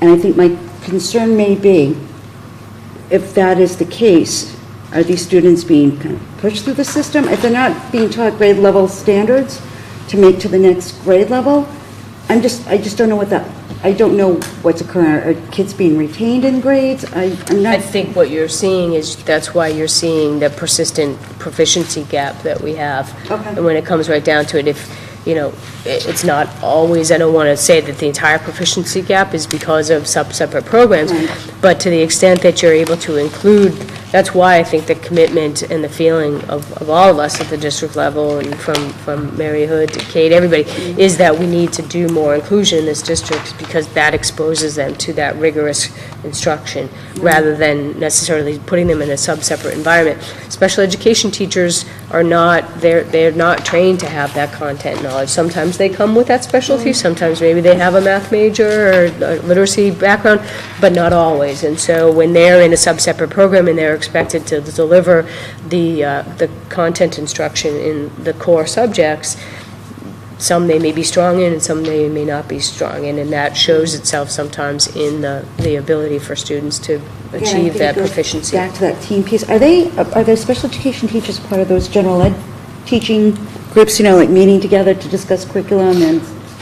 Yeah, go ahead. We started to do that last year around the data work that we were doing and the standards, unpacking the standards in math, where on department meeting time at the middle school, the math department and the special ed department met together, and they looked at the standards, they looked at the assessments, they looked at the data, and they discussed the challenges that they were finding for the kids. I think that was sharing the first time. Okay. Yeah. As far as I know, that was the first time that special educators were brought in to a content area to take a look at curriculum and data. And the trouble is that they would also need to be doing that with ELA and. Right. Again, I think it comes down to really time. I think if you asked teachers, they would say that one of the things that really gets lost when you have little time is the co-planning between the special educator and the general educator. And I think if we were successful in implementing more inclusion in this district, you would see more co-teaching. And co-teaching, really, that allows the content specialist to be there delivering the instruction while the special educator is there delivering the accommodations and the modifications. And all students benefit from those two folks being in the classroom together. Is where does the DCAP fall in the tier of the interventional supports? That actually really comes into play during the IST process, where they have the instructional support team. If there's a student struggling, you identify what the student is struggling, the team takes a look, they go back to the DCAP to see what options might be available in the context of the general ed curriculum, and make those recommendations to teachers to be implementing certain pieces that might be beneficial to that child. So it's separate within the context of regular education. So it's separate from then the tier 1, tier. Okay. Well, yeah. I just didn't know when that would be introduced, if the child did not. There are some references to different elements of Tier 2 materials or supports that are available to all students in the context of general ed. Tier 1, 2, and 3 are all in the context of general ed. Okay. When we get to Tier 3 and we're not effective with Tier 3 interventions, which is intensive one-on-one intervention, that's where you're going to see a referral for an evaluation for special education services. Okay. Thank you. So I'm shifting now to the second standard for this evening, and that's assessment. And again, we have 3 indicators. The first of those 3 indicators is around data collection and dissemination. I did want to step back and just say, in terms of assessment in general, I think that one of the strengths of Wilmington Public Schools that I've identified is that there is a much stronger focus in general on formative assessment and benchmark assessments, and the use of that formative and benchmark assessment data, not just reliance on MCAS, which we all know is not formative or benchmark, it's really summative, but that does not exist in all districts, even high-performing districts. And so the focus on the data, the use of the assessments is definitely a strength. That being said, I think what you'll hear more about findings is just about providing the appropriate supports and resources to staff to be able to do so even more effectively. So the findings are that district and school leaders engage in extensive analysis of summative data on an annual basis, and we do that. We look at that MCAS data, and it definitely helps give us a good snapshot at the beginning of each school year of where our students are. District does employ benchmark assessments as well to gauge student academic progress. So those benchmark assessments, formative assessments are really helpful. We do not, though, have formal assessments to assess students' behavioral or social emotional health, and there are universal screeners and assessments out there to assist us with that, and it's something that our behavioral health task force is looking at. District lacks a tool to facilitate the administration of assessments and the collection and analysis of data, so teachers rely heavily on district staff to collect and disseminate much of the data. It would be great to have a tool where you administer an assessment real time, you get the results real time, it sorts, filters, aggregates, disaggregates, and allows teachers to have real time information from that data, and that there are tools like that out there. We're looking at those tools right now, and if we find a tool that we think is appropriate, you will see us bring to you some information about that, and potentially comes with a budgetary impact as well. Summative and formative data is not consistently or widely disseminated to the greater school community. I know that Ralph has done yeoman's work with Jen White's help in building these data dashboards for his school community, his staff to look at, and I think being able to do more of that, not just to the internal school community, but the external school community, and providing benchmarks and data dashboards to our parents so that they too can sort of see where our schools are at, and for individual students as well, beyond just, say, a report card. Opportunities include formalizing and communicating the expectations for benchmark assessment administration, reporting, and monitoring, so we just formally know and understand exactly what we are administering for these various assessments. Identify and implement a technology solution to assist with the administration of assessments, as well as collecting and analyzing data. Implement a tool or strategy to assess our students' behavioral health, and consider implementing district and school level data dashboards to monitor and report on school and district progress. I'll pause there.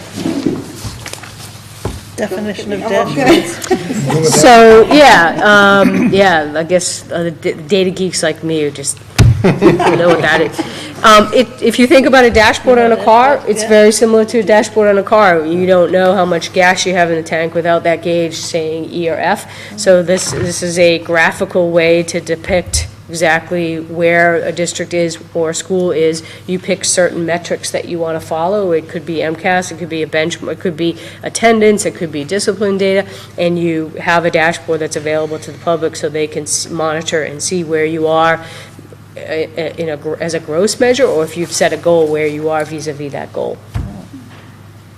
That's interesting. This is Rousseau. Did Mr. Olson refer to having it for individual students in his building? He has his dashboard is this fairly robust spreadsheet where he has every student listed, and he has probably, I don't know, 20 different pieces of data from MCAS to attendance to discipline to benchmark assessment data, so that a teacher can kind of identify which students are at risk and develop appropriate interventions for those students who are most at risk. Okay. Wow. How many times a parent calls? That's not on. Okay. In terms of the next indicator, database decision-making, the district and school improvement goals are certainly informed by a variety of assessment, demographic, and staffing data. This is certainly a strength, I believe, of the district. There are linkages that are being made now between resource allocation requests and desired outcomes, although we could definitely do a much better job of being even more clear in articulating how we expect resource allocations, how we expect our funding, our staffing, et cetera, to impact student outcomes in general and outcomes generally. The practice of using student performance data to allocate or shift resources to better support struggling schools is not well developed. So there are a number of different methodologies out there that you can use to help you understand, are your dollars being deployed to the best possible use and most efficiently? And so I hope to take a look at those and implement some of those over the next several years. In terms of opportunities, providing resources and training to administrators on how to use data to strategically target resources and connect resource requests to projected outcomes, and to create systems and processes to ensure that we're regularly analyzing resource availability and shifting resources as needed in real time, not just waiting from one fiscal year to the next fiscal year, but within the course of a given school year, shifting resources in response to changing school needs. So the more you have real-time data, the better you're able to adjust not just instruction, but resource allocation as well. Any questions? I thought Ginny would like. Well, I'm a data geek. She's a data geek. I'm waiting for her to start. She understands everything you're saying to us. Okay. And the final indicator under assessment is use of student data to improve student growth. Student performance on state assessments, as we know, has been stagnant over the last several years. Our district performs better than the state average in almost all measures, but lags behind some of our comparable districts, and Ralph alluded to that too when you look at demographics and demographically comparable districts. Practices and procedures for analyzing student work and student data are not consistent, nor have expectations been clearly articulated, and we talked about that and how that's an important piece of evaluating student progress. Teachers and parents express concern over the number of assessments and the amount of instructional time used to administer assessments. I think that is a societal question right now around assessments, and I know we've had some conversations about that here as well. Proficiency in the use of data to improve student performance is in the developing stages. So that's not necessarily bad news. In many districts, it's in the non-existent stages. So the fact that it's in the developing stages here is very positive, and we need to continue to support the good work in that area. Differentiated support for higher achieving students exists, but is limited. And I think sometimes you will go in and you will see students who have mastered a particular lesson or content or doing independent work rather than being challenged with higher order skills and more challenging assignments, for example. Opportunities include to provide sufficient resources, time, and training to staff in analyzing student work and data and using data to inform their instructional practice. It's a feedback loop, so you're looking at data and then you're adjusting your practice accordingly. Provide professional development to staff around the development of student learning goals. These are goals that are based on the assessments and actually having measurable goals where for an individual student, particularly an at-risk student, that you're basing your student learning goals on that performance for those measures of performance for those students. Examine opportunities and strategies for supporting and challenging high-achieving students, and consider convening potentially an assessment review committee to analyze and evaluate the effectiveness of assessments currently used. And not all the assessments are our own assessments. and I think we do have a number of different assessment tools, and I think looking at that and determining, are they truly effective? How do we know they're effective? And if for some reason they're not, either adjusting them or consider not utilizing them if there are more effective assessments out there. Some of the assessments are unfunded mandates. One might argue it's a funded mandate, the example being the MKEA, the Massachusetts Kindergarten Entry Assessment, that we are required to administer by virtue of receiving the kindergarten expansion grant. That has been an awful lot of work for our kindergarten teachers this year. I think that they would say, at the end of the day, that the two domains that they're assessing, the cognitive domain and the behavioral domain, that they would say that that is useful information, that's not an area.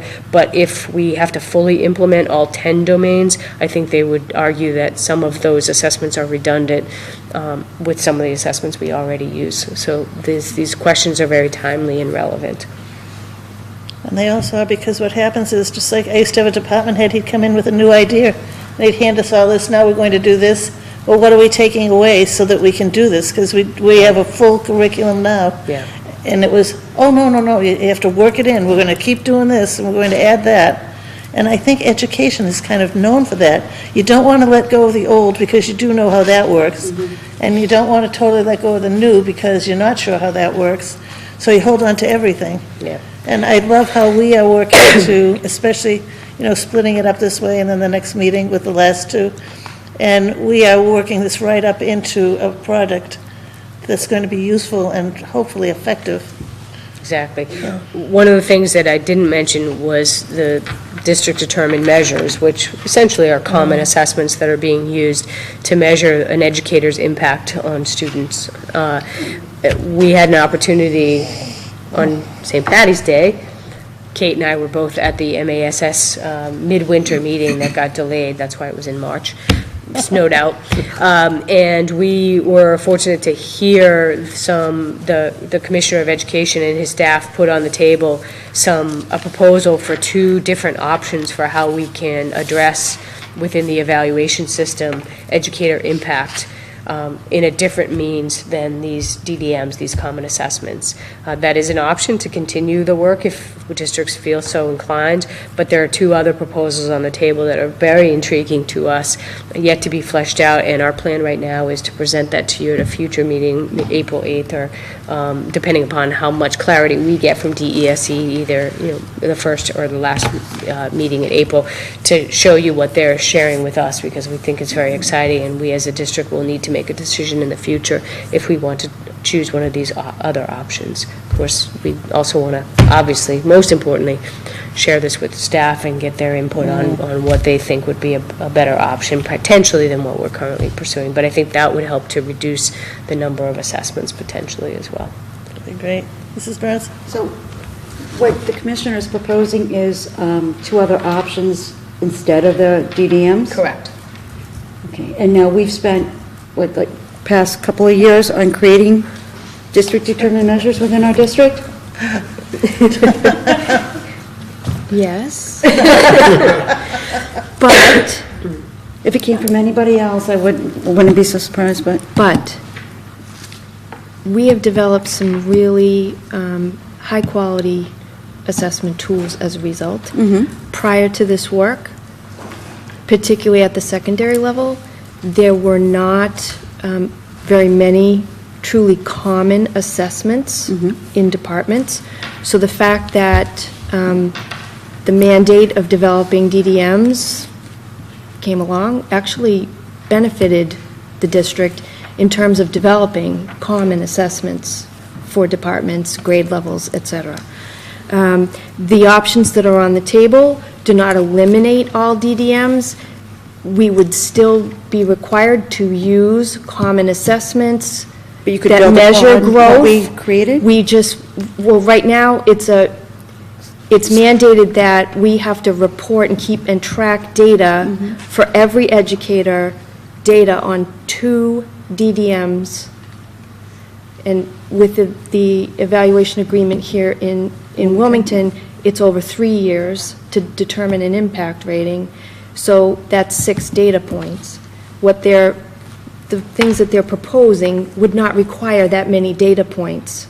And actually, I feel that either of the other two options would be far more meaningful to the process of moving the district in terms of student achievement and professional growth further than the current option that we're working under now. And I honestly believe that based on the work that I've seen and heard about, I think that teachers would probably opt to continue to deliver some of these common assessments. They just aren't mandated to do so, and they're not forced to track the data, and it's not used for evaluative purposes, which might actually make it even more enticing for them to deliver those assessments. They've done the great work. I think it's really enhanced their ability to develop good assessments, which is not necessarily, again, a skill that all educators learn in their educator prep programs.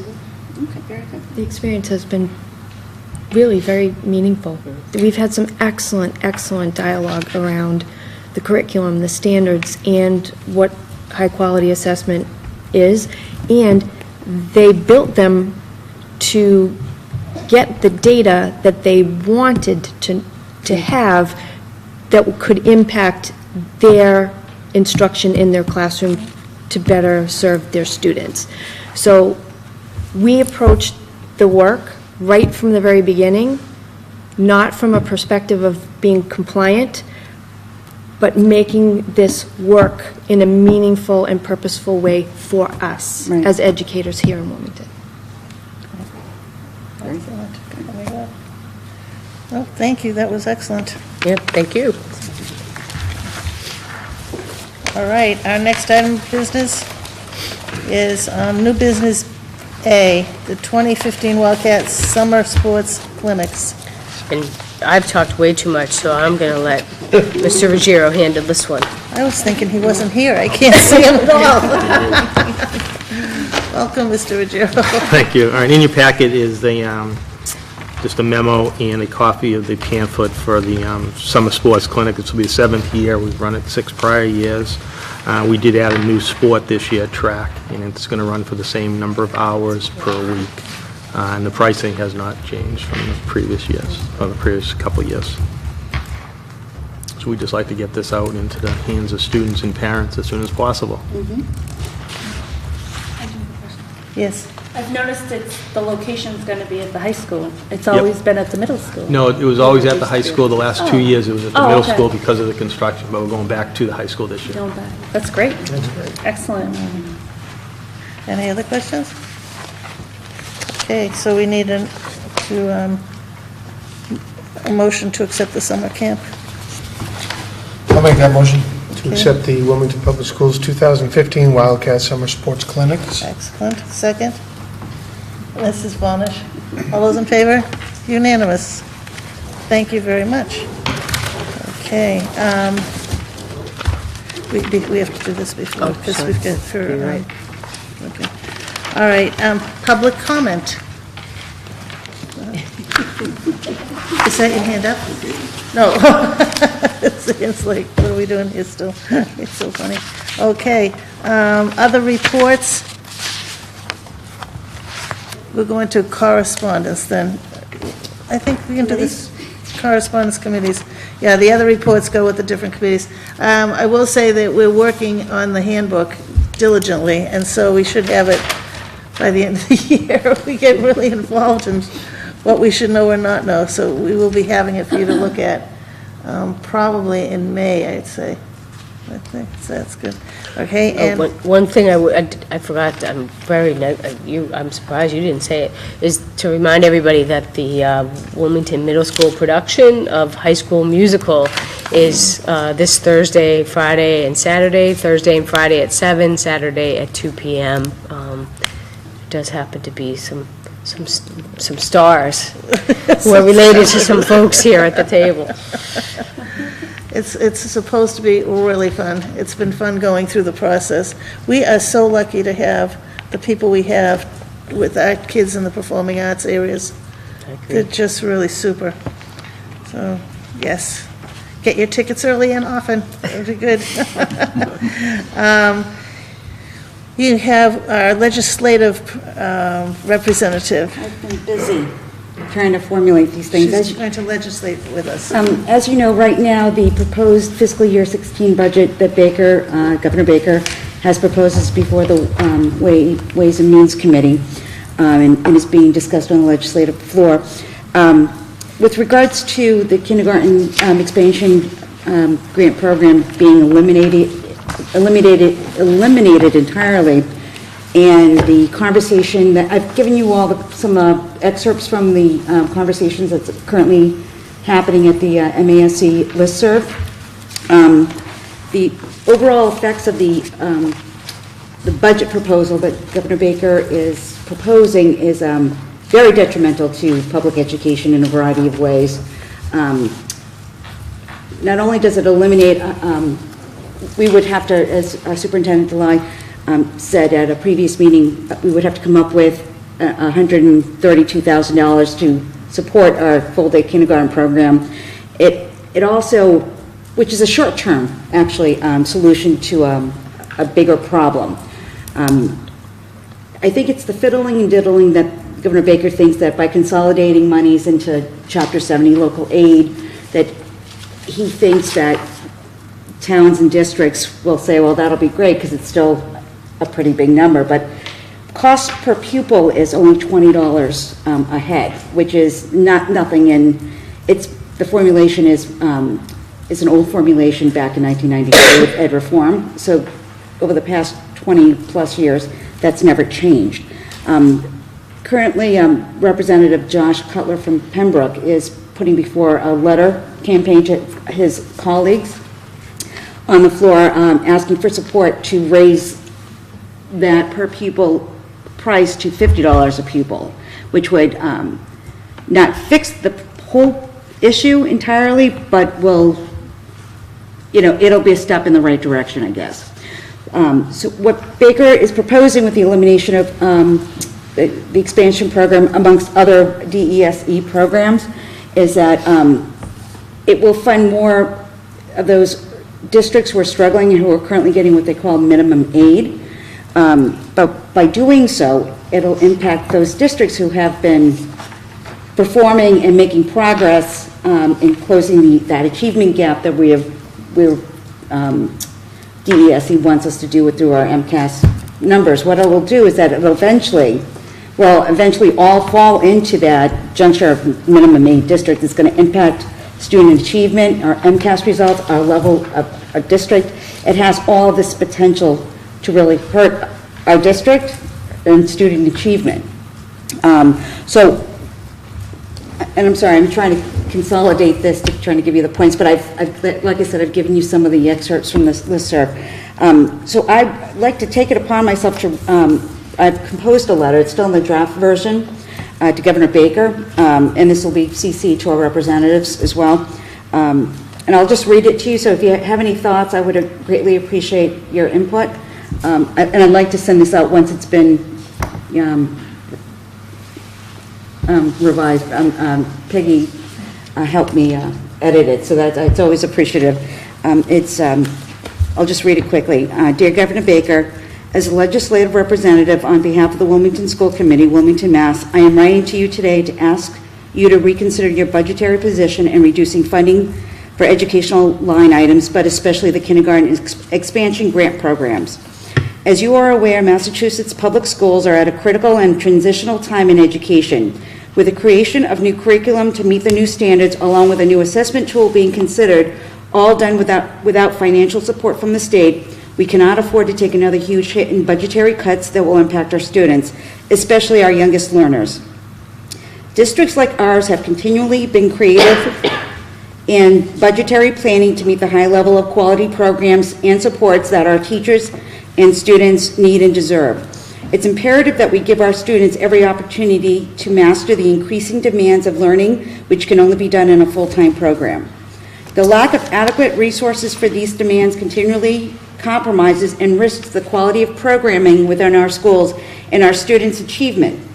In determining how we will find $132,000 in an already tight budget, our district will now have to consider staff layoffs, which will increase classroom sizes, as well as stunt the progress towards the further development and expansion of our technology initiatives to support many of our STEM programs.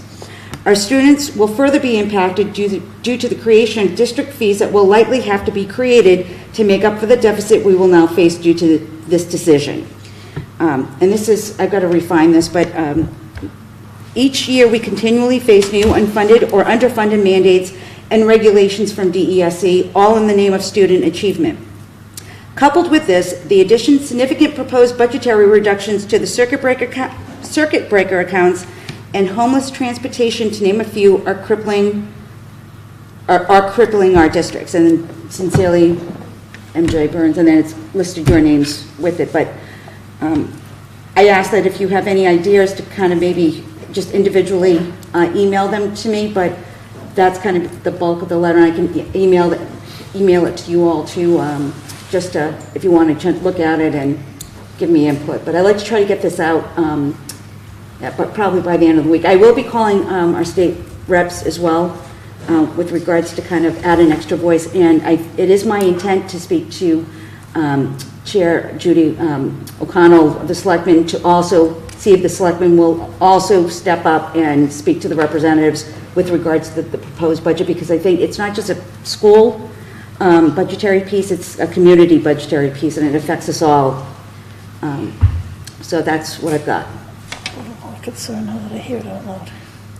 Sorry? I'm a little concerned now that I hear it out loud on the one issue of listing types of things that we may have to do, because we really have not, we're not discussing those things. I don't want to put the fear of God into anybody either. Yeah, we don't want the public to think that that's what we're considering. No, and I was, in reading it myself, I thought the same thing out loud, but I think that the possibility, I think there's a real possibility, and I think, you know, parents and the community members, it also benefits them from to contact the state legislators, the senators, and let them know that this budgetary proposal is not helpful to our communities or our schools.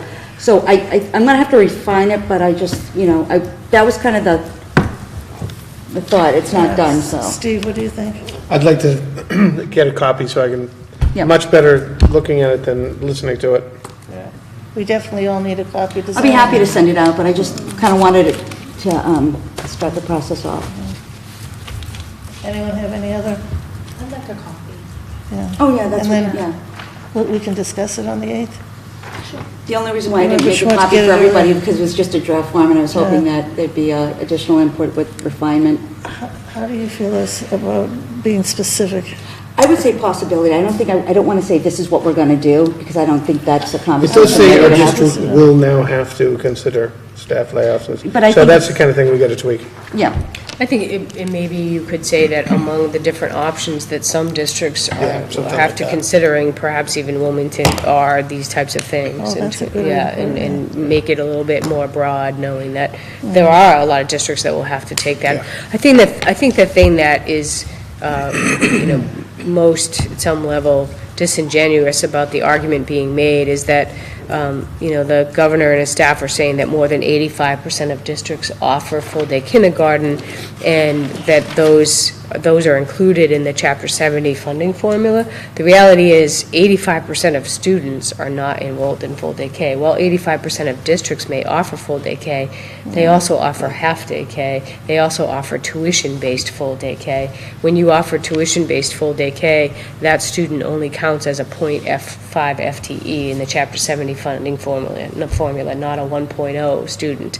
So I think it's, you know, it's a little bit playing a little bit fast and furious with the stats to say 85% of districts offer full-day kindergarten, and so that leads you to believe that 85% of districts are getting the full amount of Chapter 70 for all those kindergarten students, but it misrepresents how many students are actually in full-day kindergarten. Oh, that's interesting. The thing you can do with words, that's incredible. And stats. Yes, one of my former superintendents used to say there are lies, damn lies, and statistics. That's a good one. Okay, do we have, is that? So how about if I work on it tomorrow and I'll send it out to you, and if you could respond to me individually, and then what I can do is I can go back to the drawing table with with your ideas, and then That's why sometimes it pays to, it just hit me when we were reading it out loud. No, no, That, you know, if there are people here from the press and stuff, and if they said, you know, I could see the headlines, Wilmington considering fees, et cetera, but we're really not, but we. Right, that wasn't my intent, well, that's the reason why it's draft, and I, you know, I don't want to create a firestorm, but, you know, it's grim with regards to the budget, it's, I mean, Right, it is, right. it's grim, you know, It's grim, and it's. It's true, and I think the letter is a good idea. I just, We'll make our position known. I think we can't complain if we don't do something. Right. I think. Yeah, okay. So, going forth, would you like to wait for the next meeting to approve it, or? I think so, because everybody might have a little different tweak on it. Sure, I'll read it, and then we'll, you know, once you have a final one, we can talk about it and then approve it. Okay. We have a meeting, what, 2 weeks? Yeah, Yes, April April 8th. We can do it April 8th. Did you want to send it before that? I was hoping to, but I would rather do this up, you know, by the book, and I think they'll still be talking about it. I want to be in 2 calling weeks. anyway, Yeah. so, you know, we'll just, Okay, that sounds good. yeah, so. Thank you very much. Thank you. Future meeting dates and agenda items, a couple of things are coming up here. April 8th is our next meeting. April 22nd is during I realized that, too. vacation, and in the Vacation. past, what we've done is taken a vacation. But you have so many things to get, it's up to you. If we have it during April vacation, though, when we do it in the schools, they're going to have to open them. The school's not going to be open for the vacation. We have to look into that. So should we, April 5th, we'll let you know. Okay. Does that sound That fair? sounds reasonable, yep. Yeah, because I think that day was, yeah, we might have to realign some, in April and May, a few of the meetings. So is that too late to let you know, Manny? No. Okay. All right. And we're going to adjourn to executive session, but I have to, We want to do April. Not to return. Do April 29th instead. yeah, we can do that. What? What date is the election? 25th, I think, or 22nd? Yeah. Tuesday, It's the the day 26th. before, it's No, the it's Saturday on before town meeting? Oh, it's the Saturday? Oh. Yeah, I think it's It's the 25th, yeah. It's just something to think about if, yeah. you know, in the agenda, if there's anything we need to pass, even though they're coming back anyway, so it doesn't matter, I guess it doesn't I don't think there's matter. going to be any changes. That's me. All right, I'm fine. We don't even have to worry, neither do they. That's good. Okay. I would have you move to enter into executive session for the purpose of conducting strategy sessions in preparation for negotiations with non-union personnel and to conduct a collaborative bargaining session or contract negotiations with non-union personnel. And we also, let me see, that's right, from which we will not return. Okay. Could I have a motion? Mr. Mullis? So moved. Thank you, second. Mrs. Carroll, good. And now we go alphabetically. Mr. Bjork? Yes. Yes. Mrs. Bonish? Yes. Mrs. Broussard? Yes. Mrs. Burns? Yes. Mrs. Carroll? Yes. Mrs. Mullis? Yes. And Mrs. Kane? What did I do? Oh, yes, sorry. Okay, thank you very much for coming. Thank you. And we will see you at the, oh, sorry, it's getting late. April 8th. April 8th. We'll see you April 8th.